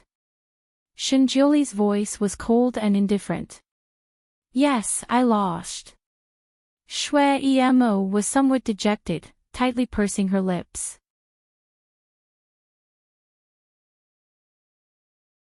Chapter 951. What if you lose? Shinjuli finally looked back at her. I'll leave. Shui Emo clenched her teeth and said. Her eyes were red, but she still held her head high. But in time, I won't necessarily lose. After saying this, she turned and strode out. Just as her figure was about to walk out of the courtyard, Shinjuli's voice faintly came. You can come back in a month. Shui Emo's footsteps paused, her eyes shining. Okay. This time her answer was much louder. Ning Xuema felt that Shui Emo's temperament was very similar to her own. They both had the spirit of a cockroach that refused to admit defeat. She watched Shui Emo leave the valley and return to her small thatched hut. She began to practice her chess skills day and night, to the point where she forgot to eat and sleep. Ning Xuema felt like she was watching a blockbuster. The rhythm of the blockbuster was very good. When it was time to fast forward, it was fast forward, and when it was time to be normal, it was normal. She watched as time flowed through the camera lens one after another. She watched about a month later, Shui Emo once again entered the valley to challenge Shinjuli. Unsurprisingly, she was once again defeated. However, this time, she persisted for a much longer time and lost fewer chess pieces. This distracted Shinjuli, who was fishing, a little bit more. Halfway through the game, he didn't notice that a fish had bitten the hook on his fishing rod. Shinjuli seemed to be a little interested in this little girl's indomitable spirit. He made another appointment with her 2 months later. Ning Xuema felt that time passed very quickly here. She remembered that when she first saw Shui Emo entering the valley, it was still spring when the mountain flowers were blooming. When the camera paused again, it was already winter with heavy snow swirling in the air. Outside the valley, the 4 seasons were clear, but inside the valley, it was always as warm as spring. Ning Xuema watched as Shui Emo went in and out. Every time, she stayed longer and longer. Although she lost every time, she persisted longer and longer. When Shinjuli played chess with her, he gradually became undistracted and started to treat her as an opponent. Originally, she was allowed to enter the valley once every 2 months to compete with him. Later on, the time limit was shortened to once a month. Shinjuli was the type of person who didn't show his emotions on his face. It was very difficult to see any emotion on his face, not to mention that every time he saw Shui Emo, he always wore a mask. However, Ning Xuema could see from his eyes that his attitude towards Shui Emo had gradually changed. Initially, he had looked at her like she was a furry little pet. Later on, when he looked at her again, there was a hint of complexity in his eyes. There was admiration, amusement, and a touch of doting. Shui Emo studied chess very hard. She practiced chess during the day and at night. As long as she opened her eyes, she would be practicing chess all the time. Because she was concentrating on one thing, she didn't pay attention to anything else. For example, clothes. She always wore a white dress made of fur. Her hair was always casually draped behind her head. Every day, she would comb her hair and use a wooden hairpin to tie it up. Although it looked a little wild, after looking at it for a long time, it would cause visual fatigue. Ning Xuema vaguely remembered that Shui Emo didn't know how to tie up her hair. For hundreds of years, her hair had been tied up by Shui Lan. Now that Shui Lan wasn't by her side, she could only make do like this. Outside, it was snowing heavily. Inside the thatched hut, a drop of water turned into ice. Shui Emo curled up on a rough wooden bed. Her bed only had a thin quilt. Her clothes were thin, so she looked a little cold. As I said before, this chapter won't be too long. It's about 10 or 20,000 words. But it has to be explained. This matter may be the previous life for the female lead, but for the other two people involved, it's not the previous life. It's the present life. The latter part of the story has a lot to do with this so-called previous life, so it has to be written. Dear friends, if you want to read a complete story, a truly soul-stirring story, don't curse at the bottom without taking a bite of the stuffed bun. This will affect the author's performance. It will only cause the author to waste a good story and rush the ending. In fact, readers who often follow Mumu know that the ending is usually a comedy. There has never been a tragedy. So for those who can't wait and want to rush the ending, I can responsibly tell you that this story is still a comedy. In the end, the male and female leads will definitely be happy and reunited. Then, are you satisfied with this one-sentence ending? Do you only want to read the ending? I've already tried to simplify the story as much as possible. I only described a few events that affected the overall situation. If I simplify it further, it will become an outline. The story of the previous life is absolutely soul-stirring. I don't want to write such a good story into an outline that doesn't give you any feelings. Dear friends, please don't be impatient.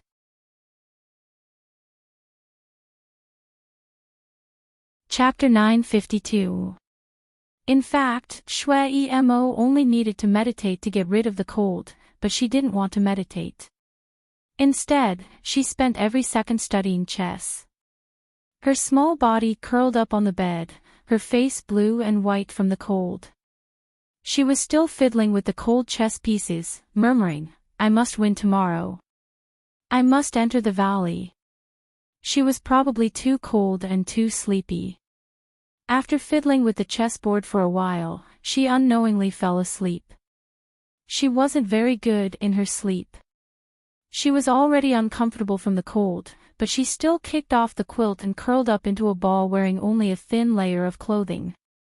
Not long after she fell asleep, a white light flashed in the room, and a person appeared in the room. Shinjuli. He actually graced her humble abode with his presence.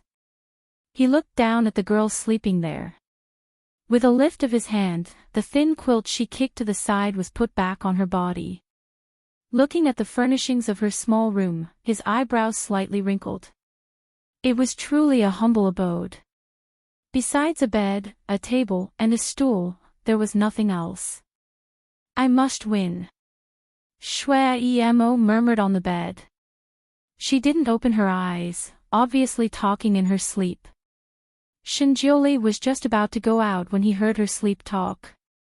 His footsteps paused, and then he disappeared at the door. On the bed, Shui Emo slowly opened her eyes. She looked in the direction Shinjuli disappeared, seemingly lost in thought. After a while, she closed her eyes slightly, her fingers clenching the thin quilt covering her body. She sighed and encouraged herself, "I must win. I have no way out." Ning Shuama's heart jumped, and she almost blurted out, "Why are you so determined?" Naturally, she didn't get an answer from Shui Emo. Shui Emo closed her eyes again. This time, she should have really fallen asleep. Because Ning Shuama also saw darkness in front of her, after the darkness passed, Ning Shuama was already in Shinjuli's palace in the valley. Shui Emo and Shinjuli sat across from each other. On the small table in front of them was a black and white chessboard. This game of Go went on for a long time. On the small table beside Shinjuli was the tea that he often drank. After nearly a year, Shui Emo still looked like she was 15 or 16 years old. She had also lost a lot of weight, making her pair of big eyes look even bigger and brighter. Shinjuli took a sip of his tea, then looked at Shui Emo across from him. She was propping up her forehead, seemingly hesitant about what to do. Her little mouth was slightly dry, and she looked a little dehydrated. When she finally placed her chess piece, she suddenly discovered that there was a cup of tea beside her. The tea was light green and fragrant. She raised her head and looked at him, her eyes shining. "Thank you, Supreme Divinity." She smiled like a flower and drank the cup in one go. She gave him a thumbs up. "Good tea." After drinking the cup of tea, her little mouth moistened a lot, like a dewy flower. Shinjioli looked at the empty teacup, then looked at her. "Tea should be savored. Don't drink it like a cow." Shui Emo smiled. "I'm too thirsty. One more cup and I'll drink it." Shinjioli calmly took another sip of tea, then put the teacup closer to her. "Pour it." Shui Emo stared blankly. They had known each other for a year, but this was the first time he had ordered her to do something.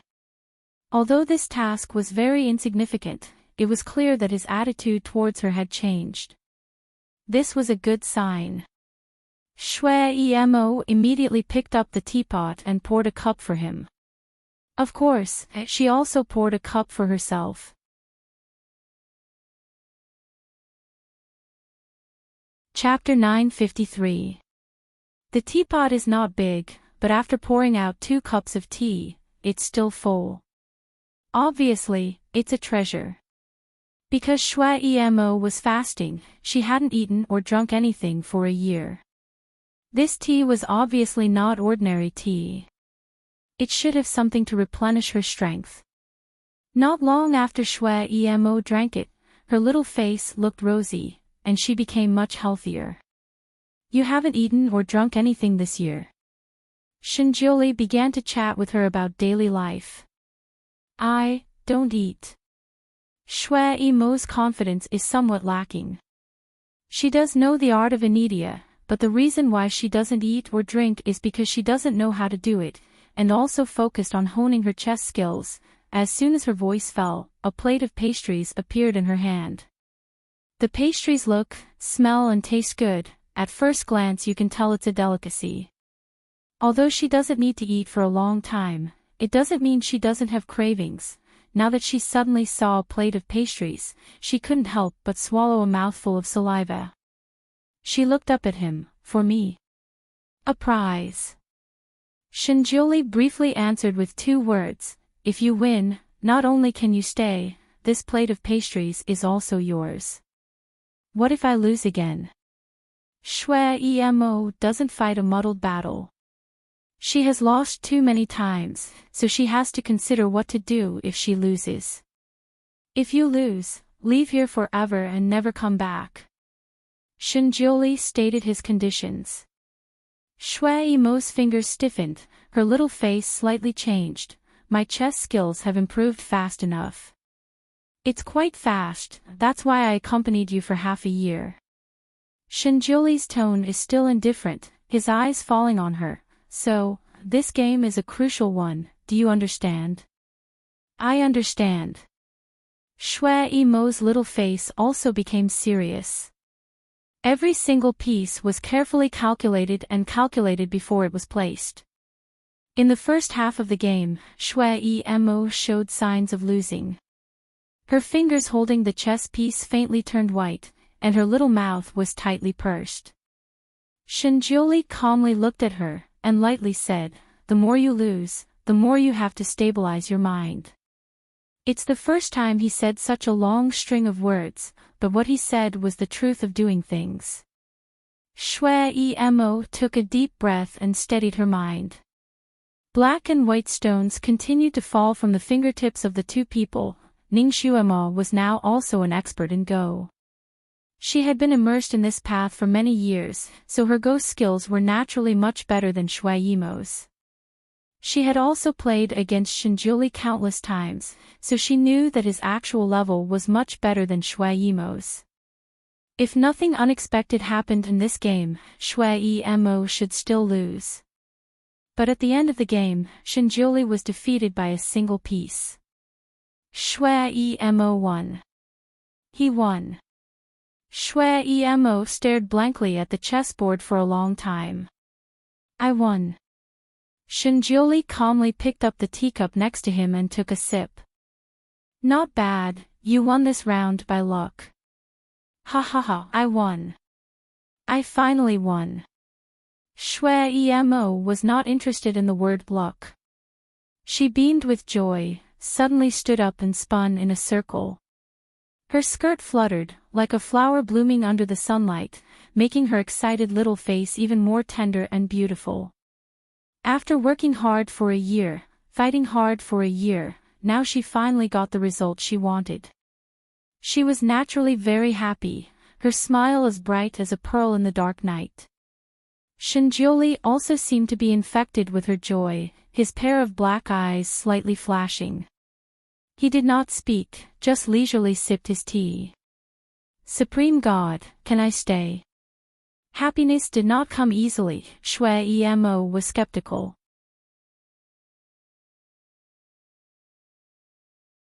Chapter 954.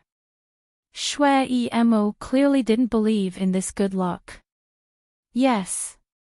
Shinjioli replied with 2 words.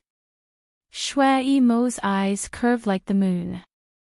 She was eating her victory pastry, her fingers trembling a little.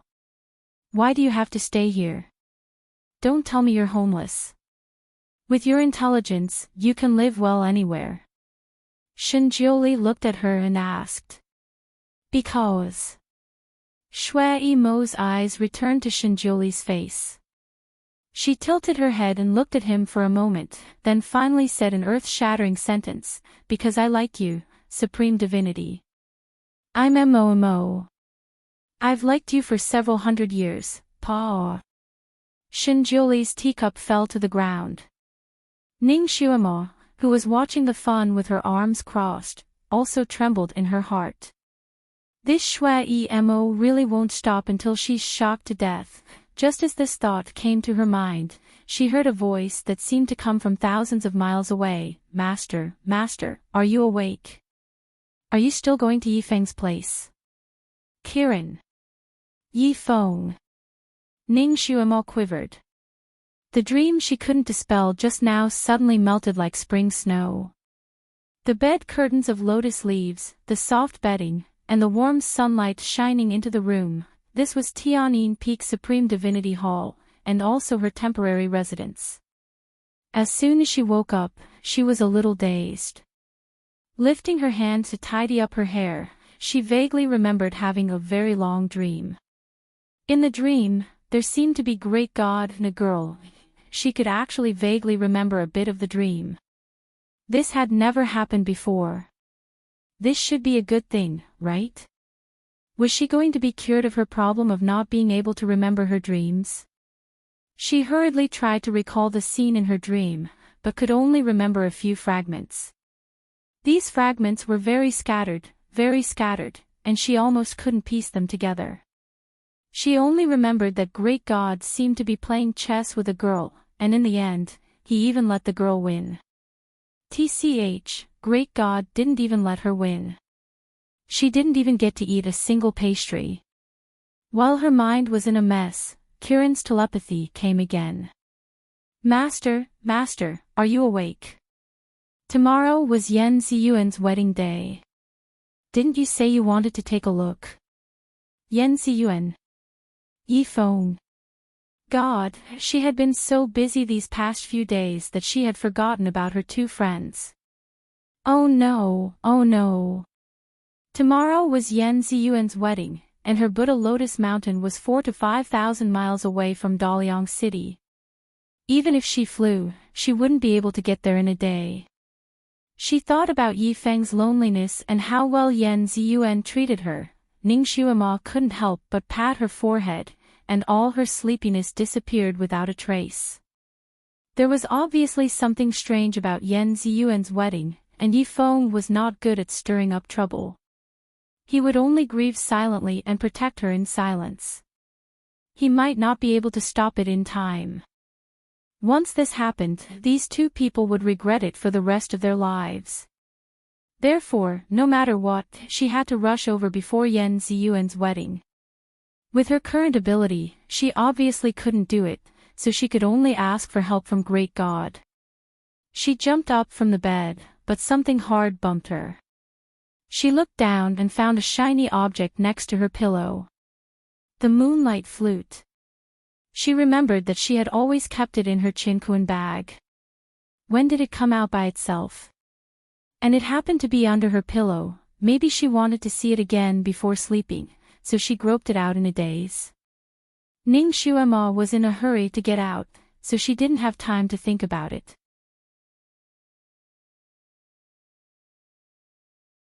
Chapter 955. Ning Xuema grabbed the moonlight flute and stuffed it into her chinkuan bag. She didn't even bother to wash up and ran to find the Almighty. In the bedroom, Shinjuli was meditating. A faint light circled around his body, and he sat there like a high and mighty god. Ning Xuema paused at the door. Seeing him like this, she didn't dare to disturb him. It was best not to be disturbed while meditating. If she went in rashly, it might cause him to go crazy. But if she didn't disturb him, she didn't know how long he would meditate. Her matter was very urgent, so it wasn't an exaggeration to say that she was on fire. She was in a dilemma and couldn't make up her mind. Master, are we going today? Kirin's voice urged her in her mind. We can't get there in a day with our own speed. Ning Xuema calmly replied Kirin. We can make it. Kirin continued to transmit its voice. I learned a flying technique. Although I can't fly 1,000 miles in a second, I'm confident that I can fly 7,000 to 8,000 miles in a day. Its voice sounded proud as it reported the good news to her. Master, there's a big lake here. The spiritual energy inside is very abundant. I can cultivate for a year in there. That yellow Jing and is really good. He even taught me a manual for Kirin cultivation. It's very useful for me. It's as if it was written for me. This flying technique is the martial art inside. I've already learned it. Once Kirin contacted Ning Xuema, it started to chatter non-stop. A little Qilin had this kind of ability. Ning Xuema was happy. She didn't need the Almighty to investigate this matter. She looked at Shinjuli again. He was still cultivating. The light around his body was like a rainbow halo. It was very beautiful. What kind of martial art was the Almighty practicing? It looked so high and mighty. She didn't know when she could reach this level. It seemed like the Almighty was not going to stop anytime soon, so she decided to go with Kirin. In any case, her martial arts had already reached Earth rank level 4, and it would not be easy for her to meet an opponent. He was completely different from before. He was no longer a piece of trash that could be bullied by others. She was just investigating Yan Ziyuan's situation, so she shouldn't be in any danger. The Almighty was at a critical juncture in his training, so she didn't want to disturb him. She was used to solving some things by herself and didn't like to always rely on others. Thinking of this, she immediately used telepathy to reply to Kirin, come to the Tianyin Peak and wait for me. I'll be out soon. Okay. Kirin agreed without hesitation. Ning Xuema looked at Shinjuli again.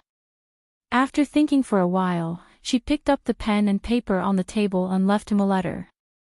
After he finished writing, he put it under the paperweight and ran out. As soon as she left, Shinjuli opened his eyes. His gaze fell on the letter on the table. He raised his hand and the letter flew into his hand. He opened it and glanced through it. His eyebrows furrowed slightly. This was the first letter that this little girl had written to him. He thought that it would at least be a few warm words, but he didn't expect it to be a few stiff sentences. Almighty, Little Apple and I are going to Daliang City to investigate Yan Ziyuan's wedding. We'll be back soon. Don't miss us. After all, Ning Xuema was a modern person. She wrote in plain Chinese and couldn't be bothered to use those scholarly classical Chinese words. Therefore, although she didn't leave many words, her instructions were very clear.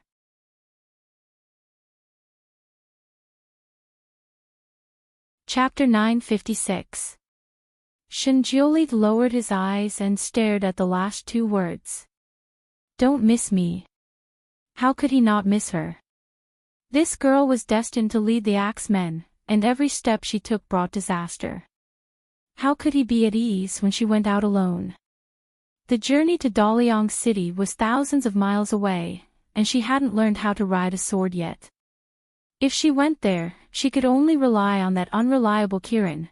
He suddenly regretted letting Yellow Jing and teach Kirin that spell book. That Kirin was smart enough, but it was a little impetuous and unreliable. It must have just mastered that kind of flying spell. With its half-baked personality, to use that kind of flying spell to carry people, that girl must have offended him badly. He looked at the letter in his hand and couldn't help but rub between his brows. Yen Ziyuan and Yi Feng were destined not to be together. Now that this girl was involved, he didn't know what kind of changes would occur. He slowly stood up. Since that girl was involved, then he should be involved too. He was just sitting down for a while, and that girl dared to abandon him and run away. It really made him unhappy. He narrowed his eyes and spun the jade flute in his hand. After a moment, he smiled lightly and began to slowly prepare. Ning Xuema's current status in the Sun-Moon sect was very high, so no one dared to stop her when she wanted to go down the mountain. However, even though they didn't stop her, the news of Ning Xuema leaving the mountain soon reached Shinjioli. Master, I've already sent the 8 great enforcers down the mountain to support little junior sister's safety. Do we still need to activate the hidden posts everywhere to prepare for any accidents? Yellow Jing An's voice floated over from the voice transmission talisman. No need.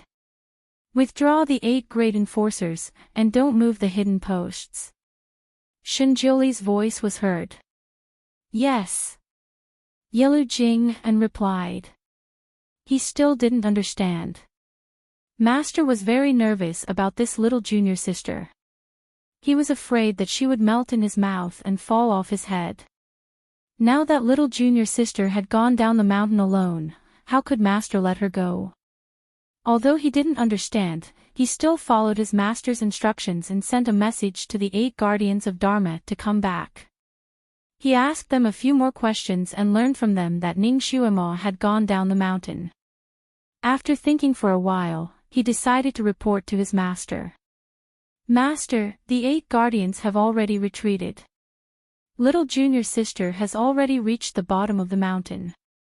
She is accompanied by Ji Yunhuang and his wife. Helian Shao is also sending her off. Shinjioli's fingers, which were sorting out the medicinal pills, suddenly paused. After a while, he replied, got it. The sound-transmitting talisman returned to its original color. Yellow Jing An rubbed his nose. He didn't know why, but he felt that his master's last 3 words weren't very good. When entering and exiting the Sun-Moon sect, no disciple was allowed to come and go as they pleased. Aside from the ancestor himself, everyone else had to take the normal path to enter and exit the sect. Otherwise, they would not be able to leave. When Ning Xuema reached the mountain gate, she didn't expect to bump into Ji Yunhuang and Tian Xueqing. They were obviously going back to Chongkong country. Daliang City was a frontier city of Chongkong country. When Ji Yunhuang heard that Ning Xuema wanted to go to Daliang City, he immediately suggested that they go together. He had an extremely fast-flying carriage at the bottom of the mountain that could send her there. Even a blind person could see Ji Yunhuang's feelings for Ning Xuema. Tian Xueqing didn't say a single word during the whole journey. When Ning Xuema and Ji Yunhuang were talking, she walked far ahead of them. Ji Yunhuang's carriage was called Auspicious Cloud Crane. It was on the back of a golden-winged great peng.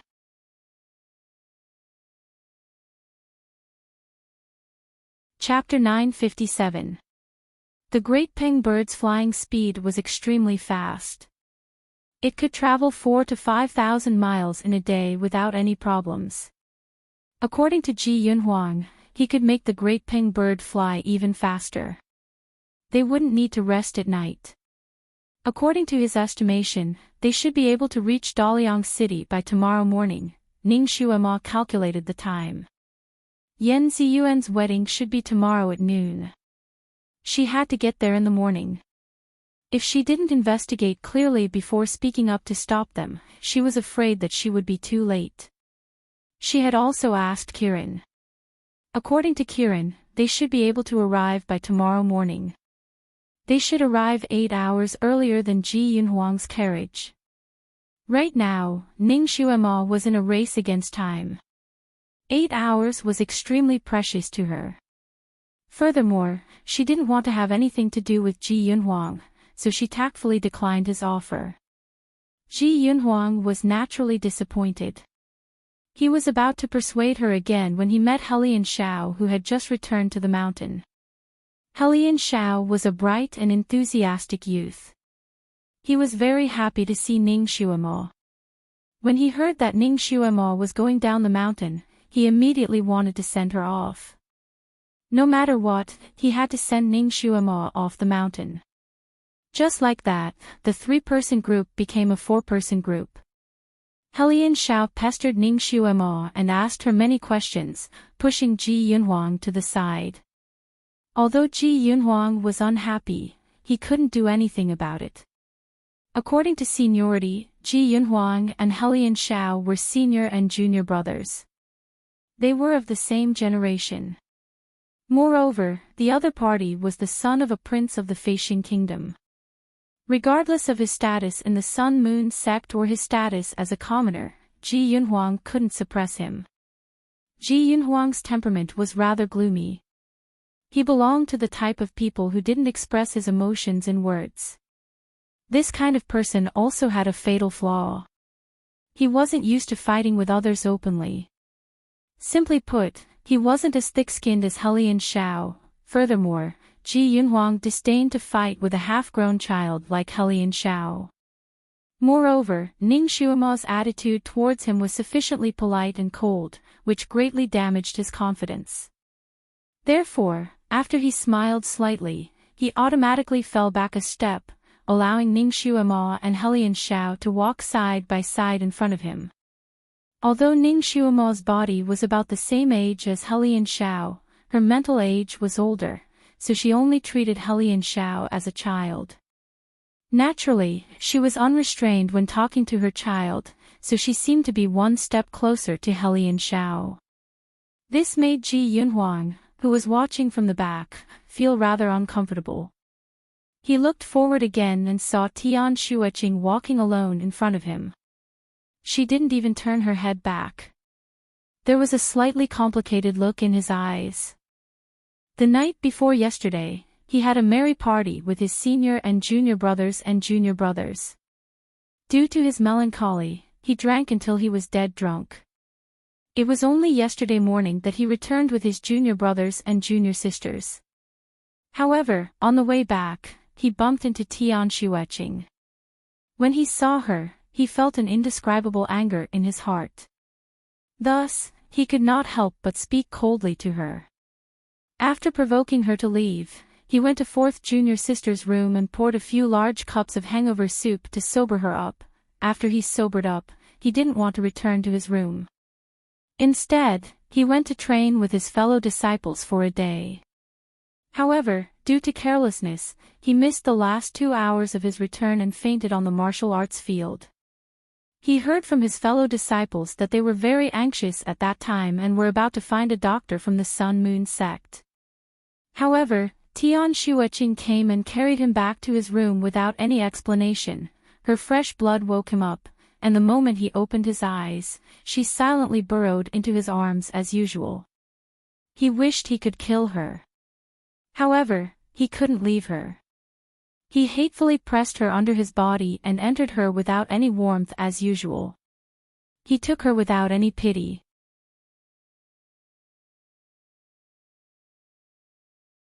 Chapter 958. After a round of lovemaking, Ji Yunhuang regained his strength and pushed her away in disgust before turning around to sleep. However, she did not try to hug him from behind like before. Instead, she got up and left. She did not return for the entire night. She only came back this morning and went down the mountain with him as if nothing had happened. These days, other than being forced to be intimate with her, Ji Yunhuang was too lazy to talk to her. On the other hand, she was always trying to talk to him, always trying to get close to him. After she came back this morning covered in dew, she did not say a single word to him. Before bumping into Ning Xuemo, he and Ning Xuemo walked one after the other without talking to each other. Ji Yunhuang was too lazy to talk to her. Perhaps she was aware of this and did not force him to. After he and Ning Xuemo bumped into each other, Tian Xueqing automatically moved a long distance away from them as if she was trying to avoid arousing suspicion. It was still the same now. She walked alone in front at a moderate speed and maintained a certain distance from them. Ji Yunhuang unintentionally saw her back and suddenly realized that she had lost a lot of weight compared to when she first came to his side. Her slender waist looked like it would be blown away by a gust of wind as she walked on the mountain road. His heart skipped a beat and inexplicably, a bit of pity rose from the bottom of his heart. However, he seemed to have thought of something and his eyes suddenly turned cold as he looked away. This woman used an improper method to obtain him. Why should he pity such a scheming woman? He would rather pity a beggar on the side of the road than pity her. This group of four was rather strange. While Ning Xuemo and Helian Xiao were talking, they also noticed the abnormality between Ji Yunhuang and Tian Xueqing. That girl was obviously the crown prince's consort, but he treated her worse than a stranger. What happened between the two of them that made them treat each other with such respect? Ning Xuemo thought for a moment. Although she did not have any feelings for Ji Yunhuang, she still saw him as a friend. Seeing her friend's situation, she could not help but want to care for them. They were her friends, so she wanted to see them well. She fell a step behind and walked shoulder to shoulder with Ji Yunhuang. "Your Highness, is there a misunderstanding between you and Miss Xueqing?" Ji Yunhuang was obviously unwilling to talk about it. He only said, "It's not a misunderstanding. You don't like her." "Of course. Then why did you agree to marry her as the crown princess?" Ning Xuemo was somewhat displeased. Ji Yunhuang gave a short laugh. His smile contained a hint of mockery. "Xuemo, in this world, you can't marry someone just because you like them. Even if they don't like each other, they still have to marry. How many couples in this world marry because they love each other?" Chapter 959. She looked at Ji Yunhuang and said, "Your Highness, I thought you could make your own decisions." Ning Xuemo thought for a moment and said, "If you really don't like her, you can reject this marriage. Otherwise, you'll be wasting her youth." Ji Yunhuang's gaze turned to Ning Xuemo and said indifferently, "If I can't marry the girl I like, then to me, all the girls in this world are the same. It doesn't make a difference who I marry, it's just to carry on the family line." Ning Xuemo was speechless. Ji Yunhuang's way of thinking was common among the men in this continent, so it was understandable. "Then you should treat her better." Ning Xuemo couldn't stand Ji Yunhuang's coldness towards Tian Xueqing. Her. Ji Yunhuang glanced at Tian Xueqing and said, "She's not worthy." Ning Xuemo was speechless. It seemed like Ji Yunhuang's hatred towards Tian Xueqing was not ordinary, but he was unwilling to talk about it. Ning Xuemo tried to probe him a few times, but to no avail. She was too lazy to care about it. She was in a hurry to rush to Daliang City, so she didn't have time to talk to Ji Yunhuang. After thinking about it, she decided to forget about it. Everyone had their own fate, and it wasn't something she could control. When she parted ways with Ji Yunhuang, Ning Xuemo said, "Your Highness, I don't know what's going on between you and Miss Tian Xueqing, but from what I've seen, she's a good girl. You have to learn to cherish the people in front of you. Don't regret it after you lose them." "Alright, that's all I have to say. Take care." She said a few more words to Helian Shao before jumping onto Kirin's back. She patted its head and said, "Little apple, let's go." After leaving Buddha Lotus Mountain, Kirin was already able to fly. It was eager to try, so it immediately rose into the sky like a rocket launcher. Ji Yunhuang stood in place and watched as Ning Xuema was carried by Kirin and turned into a small black dot in the sky. He lowered his eyes and clenched his fists in his sleeves again. He missed it. He really missed it. She had never felt the distance between him and her so clearly before. A few months ago, they were still walking hand in hand. She was still a little dependent on him and still had some hazy feelings for him. However, after he slapped her for Ji Yunyao that day, everything changed. Now she only treated him as a friend, a true friend. No matter how close he got, he couldn't get any closer to her. "Xuemo, without you, what's the difference between the women in this world?" Occasionally, he would turn his head and see Tian Xueching standing far away. She was also looking at the place where Ning Xuema had disappeared, lost in thought. Her expression was a little dazed, and no one knew what she was thinking. Ji Yunhuang suddenly became impatient and whistled. A moment later, the golden-winged roc that had been searching for food nearby landed in front of him. Chapter 960. Ji Yunhuang raised his hand to stop her, but he seemed to have thought of something and his hand fell back down. Ji Yunyao was the best at seizing every opportunity. She immediately jumped into his embrace and hugged his neck. "Brother Crown Prince, I have been waiting for you for a long time. Why did you only come down today?" She often did this action, so Ji Yunhuang didn't mind it. He casually pulled her arm away from his neck and asked, "Yunyao, why are you here?" Ji Yunyao pursed her lips. "Father is sick. He was afraid that you would not return, so he asked me to hurry you." Ji Yunhuang's expression slightly changed. "Father is sick. What kind of illness? Did you ask the imperial physician to check on him?" "Naturally, I asked the imperial physician to check on him. He should have caught a cold, but I don't know the details." Ji Yunyao lowered her head. "You didn't ask." Ji Yunhuang's eyes showed his disapproval. Ji Yunyao's eyes showed her resentment. "Recently, father is not willing to see me, so..." Ji Yunhuang did not say anything else. "Then let's go back quickly." Li Hinti's psychokinesis was not low, and he usually took good care of himself, so he was not someone who fell sick easily.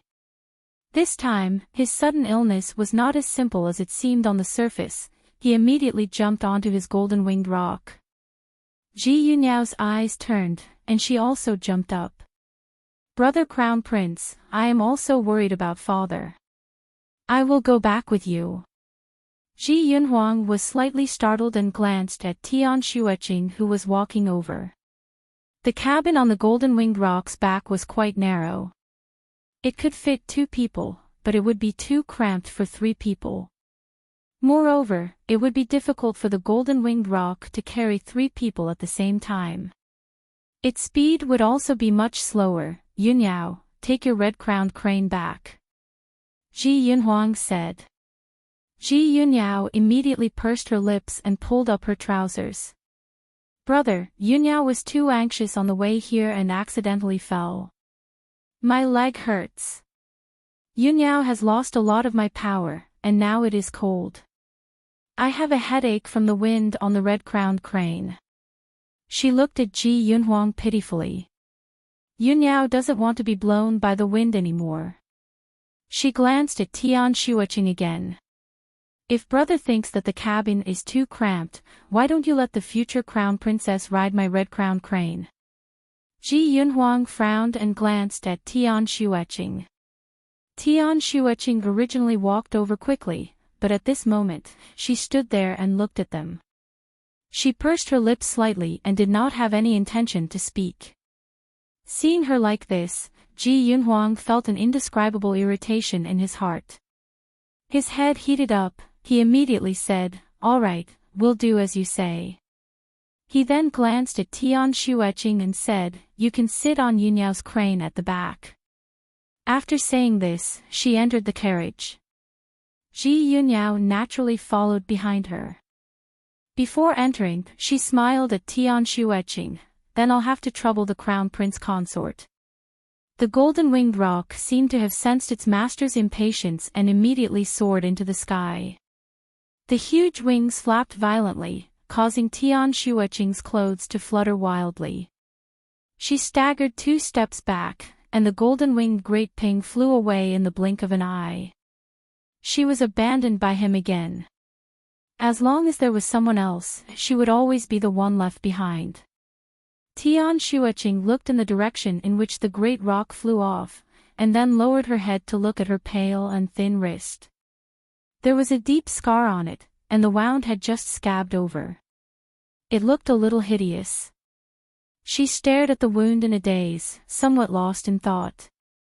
Ji Yunyao's leg was only bruised, but she couldn't sit on the red-crowned crane. What about her? With her current physical condition, could she even sit on it?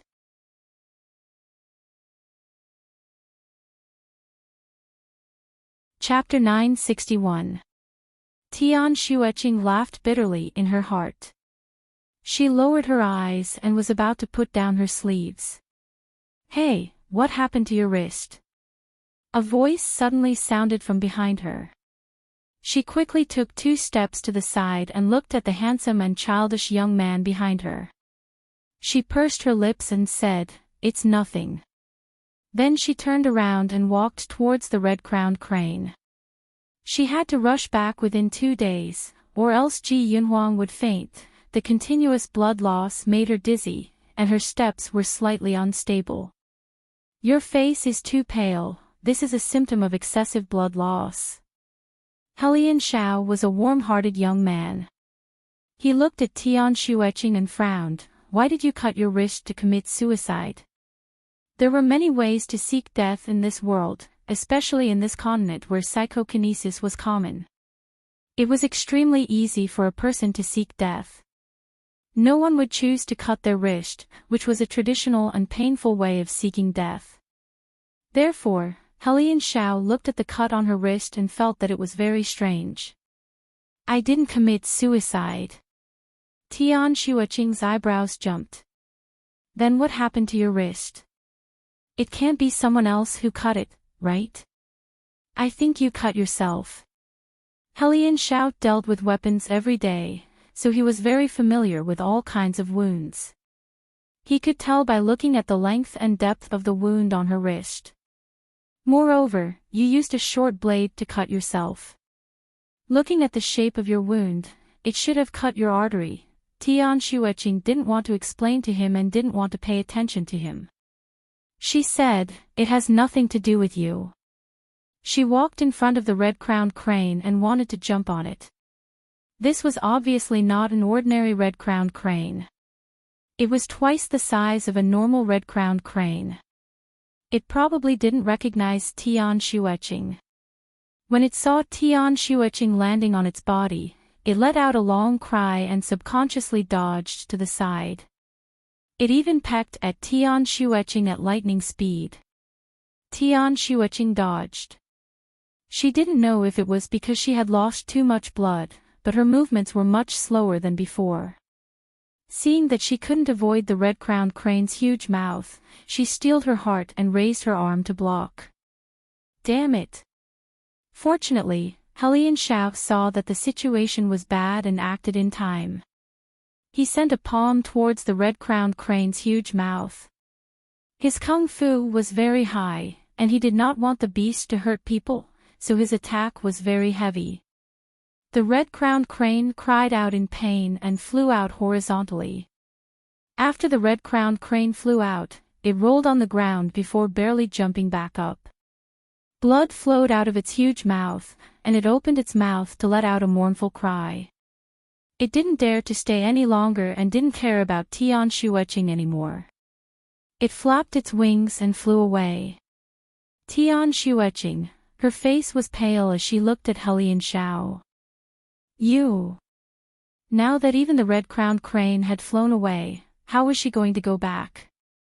Helian Xiao raised his head and said, "This kind of beast needs to be taught a lesson." He then looked at Tian Shueching and said, "Strange, I remember that your martial arts are quite high. How come you almost couldn't dodge this beast's attack?" Tian Shueching took a deep breath and suddenly grabbed Helian Xiao's collar. "Think of a way to help me catch up to that crane." She was small in stature, but her strength was not small. Helian Xiao was caught off guard by her and staggered. He quickly used a pole to stabilize himself. "Hey, let go of me. Men and women shouldn't touch each other. Why are you chasing that beast?" Tian Shueching finally let go of him. "I want to return to Chongkong country within 2 days, so I can only ride that crane. Is there any way to catch up to it?" Helian Xiao tidied up his collar and looked surprised.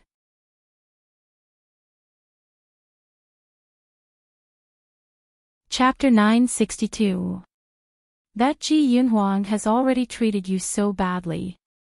Why are you in such a hurry to go back? There is a relay station 100 miles away from here. You can rent a flying beast there. You can rent one and fly back slowly. Your body is not suitable to ride fast-flying beasts. Otherwise, if the wind is too strong, you won't be able to. Where is the relay station? Which direction? Tian Shueching interrupted Helian Xiao's chatter. Do you see the small left path in front? Follow it until you reach the end. Helian Xiao pointed in the direction. Tian Shueching did not say anything and turned around to run towards the small path. Helian Xiao was speechless. Tian Shueching was running while gasping for breath when she heard the sound of galloping behind her. "Hey, that Crown Prince consort!" Tian Shueching was stunned. She turned around and saw Helian Xiao running towards her on a lion. "Stop right there." Tian Shueching raised her eyebrows in surprise. "Why, are you chasing after me?" Helian Xiao stretched out his hand to her from the lion's back. "Come up, I'll send you there." He beat her red-crowned crane away and felt bad seeing a weak girl running on foot. After much consideration, he decided to send her off. Tian Shueching's face was slightly red because of running. She looked at the lion and then at him. She took a step back. "No, I can run there myself." Helian Xiao was not in a good mood. "Your body should be resting. It's not suitable for such intense activities. I'm just sending you off. I don't have any other intentions." Tian Shueching paused. "All right, then I'll have to trouble you to send me off." She flew up and sat behind Helian Xiao. Helian Xiao suddenly felt uncomfortable. Although he was still a child, he felt that he was a man. A man letting a weak girl sit behind him like she was hugging him. "Hey, you sit." He was about to say, "You sit in front," when he suddenly felt a hand on his waist. He was not prepared at all and flew out like a cloud. When he landed on the ground, Tian Shueching had already flown away on his lion. She only left a sentence in the air. "I'll borrow it temporarily. I'll let it go when the time comes." Helian Xiao was speechless. He did not expect Tian Shueching, who looked so delicate and timid, to have such a valiant side. He was stunned for a moment, and by the time he reacted, Tian Shueching was already far away. He couldn't help but smile bitterly. In fact, he only needed to whistle once, and the lion would run back. But in that case, this Crown Prince consort probably wouldn't be willing to ride it, right? Forget it. His lion knew the way anyway. This Crown Prince consort would probably release his lion once they reached the relay station. The carriage on the back of the golden-winged giant eagle was specially made. Ji Yunhuang sat in the carriage without any expression on his handsome face. His eyes were slightly lowered, and no one knew what he was thinking about. Big brother Crown Prince. Ji Yunyao squeezed into the same carriage as him. That familiar feeling of happiness welled up, and her heart was filled with joy. I'm tired, don't talk. Ji Yunhuang closed his eyes. All right. Ji Yunyao obediently agreed. After a moment, she comforted him as if she was afraid that he would be worried. Big brother Crown Prince doesn't need to worry about Imperial Father's illness. When I came here, I heard the Empress say that Imperial Father's spirit is quite good. He only caught a slight cold. There's no need to worry. She looked outside the carriage window again. The clouds were rapidly retreating. It was obvious that the golden-winged giant eagle was flying at an extremely fast speed.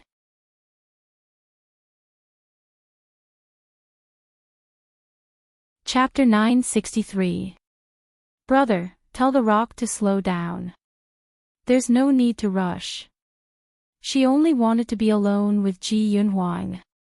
Every second counted. This time, Ji Yunhuang was surprisingly easy to talk to. He whistled, and sure enough, the great Peng's flying speed slowed down. Ji Yunyao was delighted. It turned out that brother Crown Prince still treated her so well. Without that woman by his side, he finally returned to being the brother Crown Prince she was familiar with. Although Ji Yunhuang did not say anything and did not even look at her, she felt that as long as she could stay by his side, she would be the happiest. She saw that Ji Yunhuang had his eyes closed, so she did not dare to disturb him. She leaned against the window and looked at the scenery outside. While she was looking, she suddenly saw a familiar figure catching up from behind. It was her red-crowned crane. How did it catch up with that woman on its back so quickly? Ji Yunyao was slightly displeased, but when she took a closer look, she was stunned for a moment and let out a small sound of surprise. The red-crowned crane flew over on its own. How could there be a person on its back? Where was the crown princess? Did she fall down? When the red-crowned crane caught up with the rock, it finally saw its master and let out a long cry of grievance. Ji Yunyao's heart sank. She wanted to stop the crane, but it was too late. She could not help but look at Ji Yunhuang. Ji Yunhuang opened his eyes and casually looked out of the window. He saw the crane and his golden-winged rock flying side by side. There was nothing on the crane's back. His expression changed slightly and he suddenly straightened his body. Where is Tian Shueching? Ji Yunyao was tongue-tied. I don't know. I only told Ah Bai to carry the crown princess. Ji Yunhuang looked at her with a sharp gaze. Did you do something to the crane? No. Ji Yunyao quickly denied. However, she was not confident. She did tell her red-crowned crane to teach that woman a lesson. Her gaze suddenly fell on her crane. Ah Bai is injured.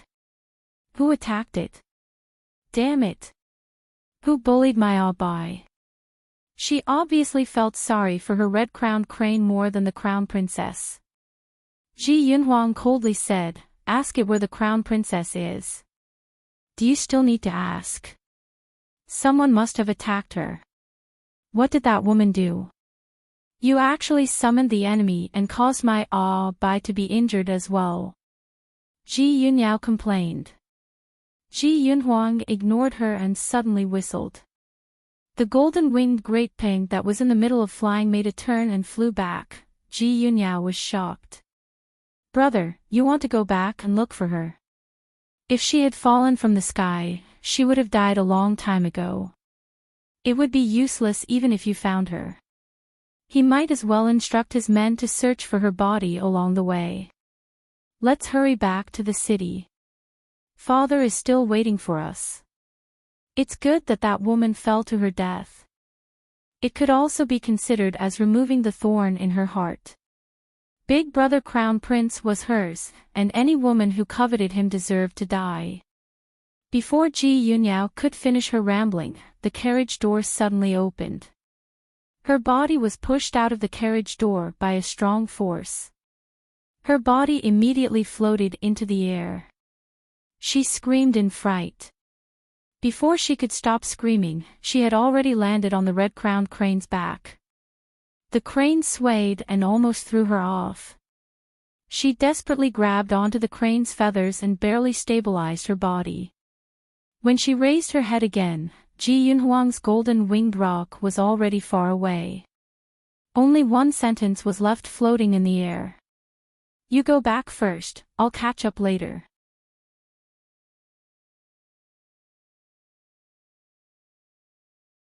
He seemed to be resting with his eyes closed, but he was also paying attention to her movements. He saw that she had been blown by the wind until she was leaning against the back of the curtain bird. Her clothes, skirt, and hair were pulled back in a line by the wind. He knew that she had not taken any protective measures. He was infuriated.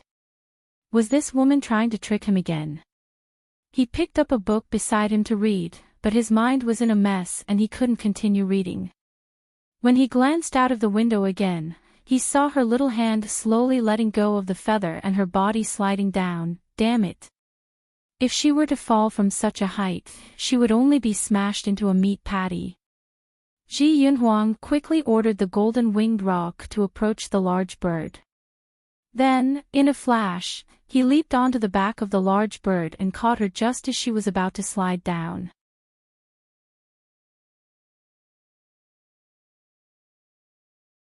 Chapter 965. The moment Ji Yunhuang held Tian Shueqing in his arms, he realized that her body was burning hot. She was having a fever. Damn it! He cursed under his breath and carried her back to the carriage on the golden-winged roc. Although her body was burning hot, her hands and feet were ice cold. Her body was trembling like a pendulum, and her small face was pale with a hint of greenish yellow. Her hands were dripping with blood, and there were deep and shallow wounds on her palms caused by the bird feathers. She had completely fallen into a coma and was murmuring from time to time. Her words were vague and he could not hear them clearly. He could only hear her shouting, "Mother, save me." Occasionally, she would say, "Qing Qing is so sad." Ji Yunhuang looked at her with an indescribable feeling in his heart. This woman had schemed against him and he had no choice but to be together with her. He had always been distant, cold, and courteous towards girls. However, towards this woman, he had always been blunt. He had never really hated a woman, but he hated her. Every time he saw her, he could not help but think of his fate of being schemed against. He could not help but feel angry. He had used all the cold words he had used on women in his life on her. Now that he saw her like this, a familiar feeling of irritation rose in his heart. He cursed under his breath and roughly shoved a pill into her mouth. However, she did not know how to swallow. Ji Yunhuang picked up the teapot beside him, but the water in the teapot had been emptied. He cursed under his breath again and lowered his head. He used his lips to block her lips and pried open her teeth. He pushed the pill through her throat and with a swipe of his hand, the pill was successfully swallowed. Although Ji Yunhuang had already had intimate contact with her many times, he always went straight to the point. He had never kissed her and had never touched her lips. At this moment, when he touched her hot yet soft lips, a strange feeling emerged in his heart. But soon after, an even deeper sense of powerlessness and disgust emerged. He quickly let go of her lips and helped her treat the wound on her hand to stop the blood flow. Because he was unwilling, his actions were not gentle and even somewhat rough. He could not help but hurt her. She groaned and opened her eyes. When she saw Ji Yunhuang, a faint light flickered in her eyes. She muttered, "Is this a dream?" Ji Yunhuang coldly glanced at her without saying a word. His pills were from the Sun Moon sect and had special effects. Her fever was subsiding, so she shouldn't die. The light in Tian Shuiqing's eyes shifted slightly, and she finally realized that she was in Ji Yunhuang's carriage. She raised her hands, and when she saw that both of her hands were properly bandaged, the light in her eyes became even more intense. However, Ji Yunhuang was pierced by the light in her eyes. He coldly said, "Don't misunderstand." Chapter 966. Tian Shuiqing was stunned and pain flashed through her eyes. However, she raised her head and smiled. "Yes, I did it on purpose." Ji Yunhuang was choked by her words, and after a long while, he coldly laughed. "Tian Shuiqing, you've probably misunderstood. This prince indeed cannot let you die, but I have 10,000 ways to make you beg for death, unable to die. You may be the crown prince's wife, but don't even think about getting any favor from me." Tian Shuiqing's face was pale, but she still smiled lightly. "I only covet your position as the crown prince's wife. Why would I want your favor?" "Ji Yunhuang, Tian Shuiqing, you will pay the price for what you have done." Tian Shuiqing closed her eyes slightly. Her chest felt as if it was drowning in water.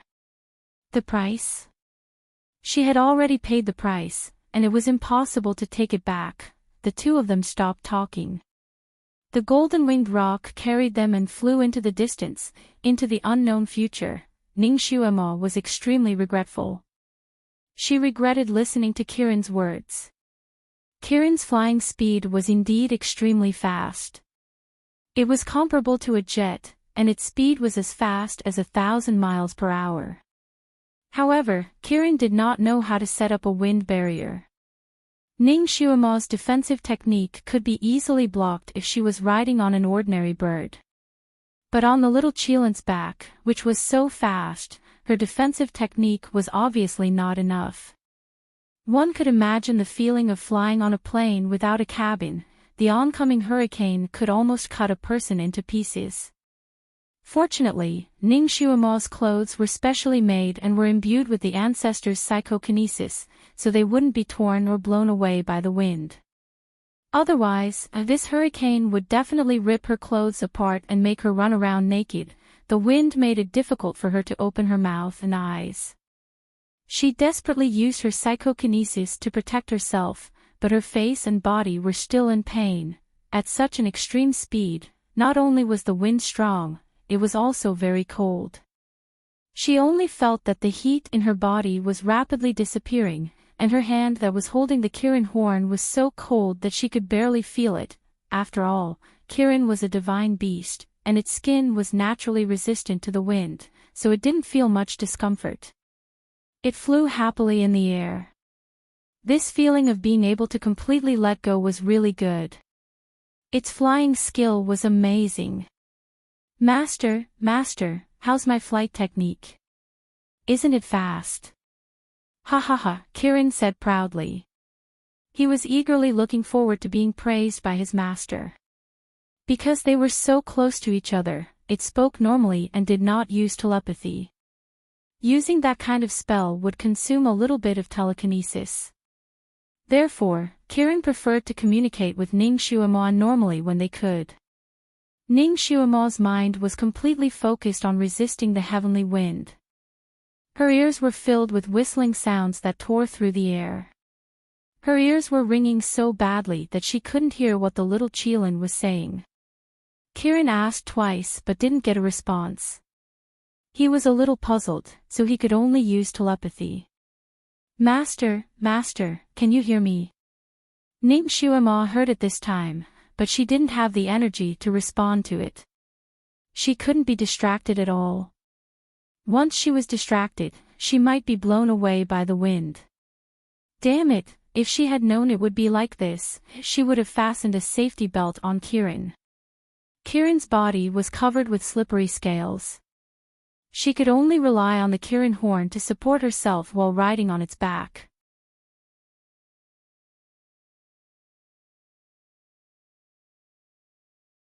Chapter 967.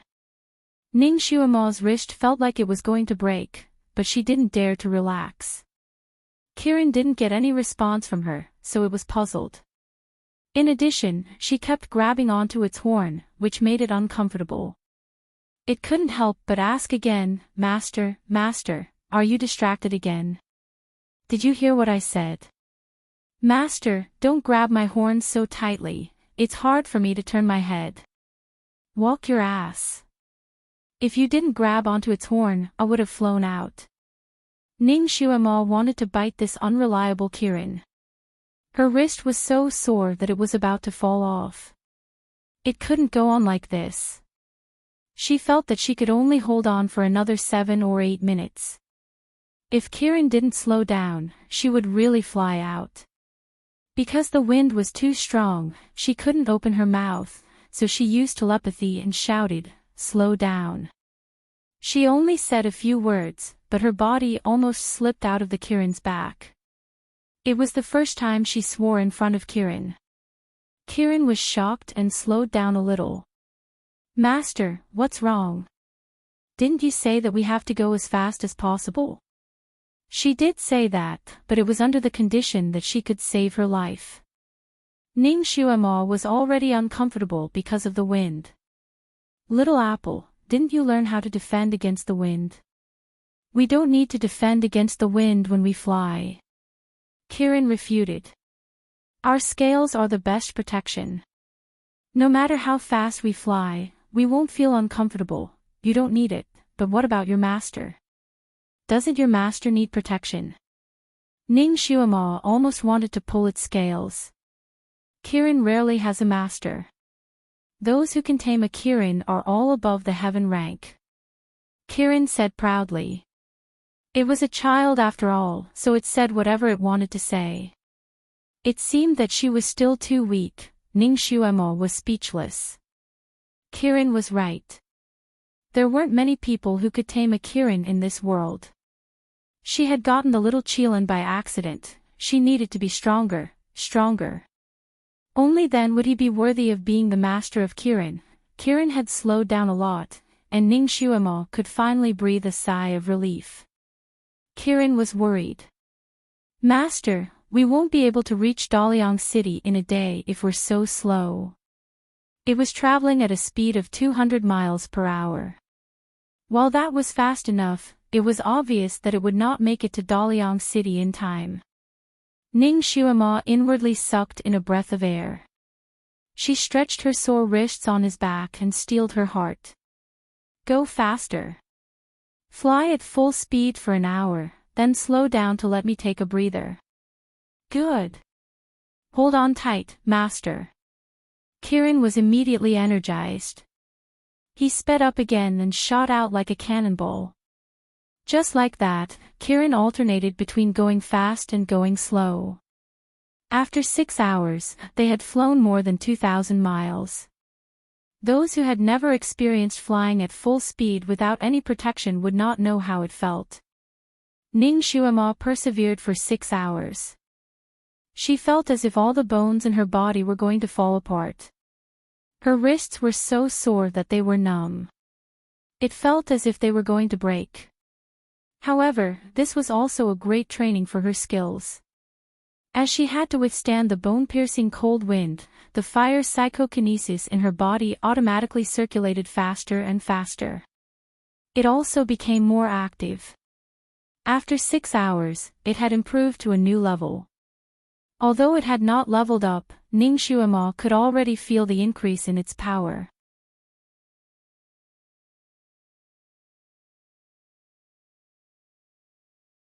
Chapter 968. Sure enough, Kung Fu improved the fastest during hardships. During another round of rapid flight, Ning Xuema also deliberately used her fire psychokinesis to make it flow in her body like a small stream. Wherever it passed, her skin was no longer so stiff and cold. While she was doing this, she suddenly felt a faint pain in her lower abdomen. It was so cold that she felt uncomfortable. Almost subconsciously, she used her fire psychokinesis to move to her lower abdomen. After she used it, she suddenly woke up. Oh no! Her lower abdomen could swallow her psychokinesis. Usually when she used her kung fu, she deliberately avoided that area because there was another channel for her psychokinesis to move through. Now, she was careless and used her psychokinesis to move in that direction. She hurriedly wanted to adjust it, but it was too late. The fire psychokinesis that was protecting her body had just reached her lower abdomen when it was sucked in like a dark whirlpool and disappeared in the blink of an eye. That place was simply like a black hole, sucking in all the fire willpower she had just cultivated like a whale sucking in a river. Ning Xuema could not use any other psychokinesis to protect herself when her psychokinesis was suddenly sucked in. She immediately felt the wind cutting her. She almost couldn't breathe. Just at this moment, a speck of dust hit her finger in the air. Under normal circumstances, this speck of dust was naturally nothing, but when she was flying at such a high speed, this speck of dust was not inferior to a bullet, and it instantly cut her finger. Her whole palm was numb and painful, and she immediately let go of the Kirin horn. With a scream, her body flew out like a kite. She did not know how to fly, so when she fell off the Kirin's back, she immediately fell down like a meteor. She was finished. Kirin was flying at a height of 3,000 to 4,000 meters. If she fell from such a height, she was afraid that she would fall into a pile of mud and could not be put away. Kirin was also scared out of its wits, but its speed was too fast, so it could not make a turn and could not rush down to rescue her in time. Just as Ning Xuema was about to fall down, a white light suddenly flashed in front of her eyes. A gentle force abruptly turned her body, easily dispelling the force of her fall.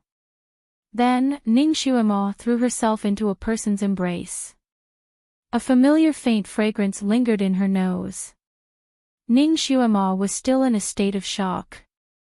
She hurriedly opened her eyes and looked at the person hugging her. Great God! The one who saved her in time was naturally Shinjuli. His bearing was very free and easy. He carried her and floated in the air. Not a single strand of his hair was out of place. He put her down and rubbed her messy hair. You seem to be addicted to falling from high altitudes. Aren't you afraid of being slapped into a meat patty? Ning Xuema wanted to cry.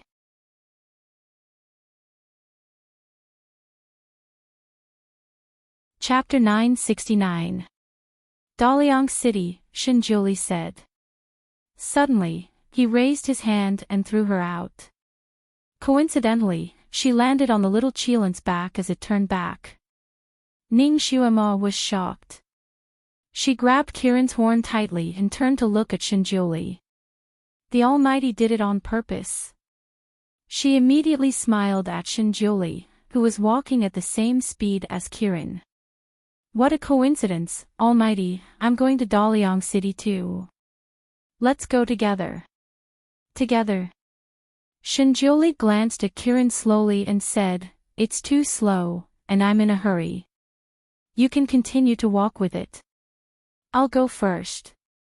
He made a gesture with his fingers, indicating that he was going to escape immediately. Ning Xuema was anxious. Hey, Almighty, carry me. Shinjuli was unmoved. I see that you're riding on its back. It's fast and slow, and you can practice martial arts. You should go with it. No, I want to go with you. Ning Xuema wanted to pull his sleeve. Shinjuli dodged to the side. No need. All right, I'll take my leave first. His figure flashed, and turned into a shooting star in the sky. Then, he disappeared in the blink of an eye. Ning Xuema was speechless. Was the Almighty jealous of Kirin? Wasn't he, too vengeful? Kirin was excited. Master, should we go after him? Go after him. It would be strange if they could catch up with him. Ning Xuema let Kirin fly forward and shouted, Almighty, bring me with you. I'll count to 10. If you don't come back, I'll jump. 1. Kirin was shocked. Master, you can't jump. You'll fall to your death. Ning Xuema said, too. Master, Master, don't do anything stupid. He has already flown far away. He can't hear us. 3. Master, we can just walk a little slower. There's no need to be angry with him. 4. No matter what Kirin said, Ning Xuema continued to count the numbers loudly. Finally, she counted to 10. The sky was filled with clouds and mist. Where was Shinjuli's shadow? He didn't even come back. The little Qilin hastily said, didn't I say so? He's already far away. He won't be able to hear. Before it could finish its sentence, it suddenly felt the weight on its back lighten. Ning Xuema had really jumped down. Master! The little Qilin shouted. Fortunately, it was flying slowly this time, so its forward inertia was not so strong. Fortunately, it was able to turn around in time. Kirin was about to dive down when it saw Shinjuli appear not far away. He raised his hand and caught its falling master in his arms. Kirin felt its little heart was about to jump out of its body because of its master. Well, Master won. Dizun really didn't go far. Master is too fierce. She dared to gamble. If Dizun didn't come back, wouldn't she really fall to her death? Shinjuli pulled her into his arms, his face also unkind. Are you looking for death? Fortunately, he came back. Fortunately, he also didn't go far. Otherwise, he would have to summon her spirit.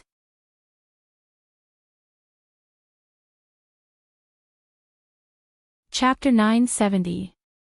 Ning Xuema never fought an unprepared battle. Of course, she was 1% unsure, but as a secret agent, sometimes she had to take a gamble. If she was 99% sure, she would not let it go. Moreover, she did give him some time, so he did not count quickly. She was getting more and more unruly in front of him. Even someone as powerful as Shinjuli felt helpless facing her. He glanced at her. Where is your integrity? She was now sticking to him like a dogskin plaster. She no longer kept a little distance from him as she had in the past. It's gone. Ning Xuema answered without hesitation and hugged his arm instead. Guru, Kirin is too unreliable. You should bring me to Daliang City. It's on the way anyway. Shinjuli was a little dazed. The way she hugged him gave him a sense of déjà vu. It was as if she used to stay by his side like this many years ago, and she used to be so shameless.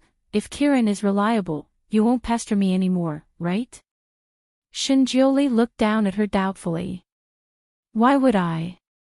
I trust the guru more. Ning Xuema's tone was firm. She thought that if she did not suffer so much on Kirin's back, she might still want him to carry her, but she would not take the risk. Shinjuli's eyes moved slightly, and his gaze softened. It was not easy to gain her trust.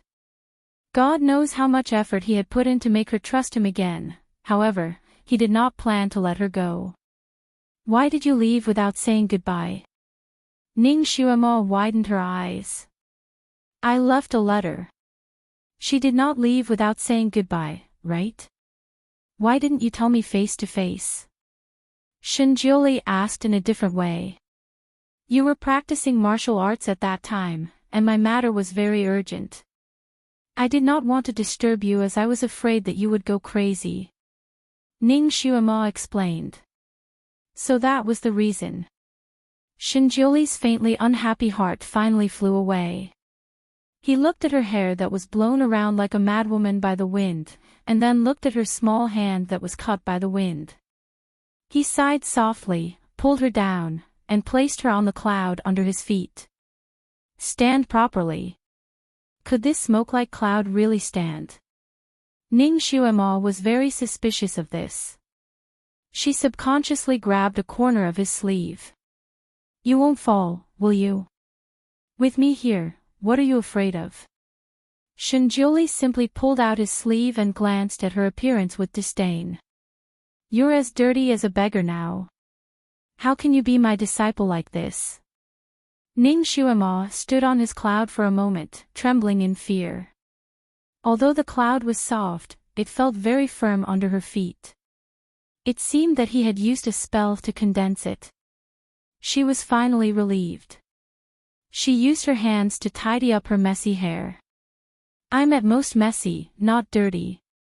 Her hand was caught by Shinjuli. He took out a bottle of ointment from nowhere and applied it on the wound on her hand. The ointment was a little like alcohol. Although it was cool, it was also a little stinging. It hurts, it hurts, it hurts. Ning Xuema shouted unceremoniously. She hurriedly pulled her hand back. But how could she pull her hand back when he was holding it? If you know it hurts, don't take risks. I can't always save you in time. Shinjuli unceremoniously applied another layer of ointment on her wound. He was a little angry at her recklessness.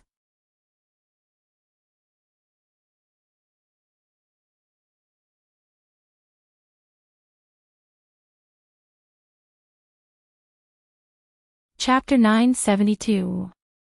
When Ji Yunhuang was treating her injuries in the palace, she had exposed her entire back in front of him. Although it was nothing to show her back in front of a man for treatment, she was a magnanimous gentleman. However, if she said it out loud, the Almighty might get jealous. She didn't know what the Almighty would do if he got jealous, so Ning Xuema smiled vaguely. It's just a small injury. It's okay. Small injury. Do you need him to use his psychokinesis to treat a small injury? When his psychokinesis entered your energy center, it should be to push your blood through the palace.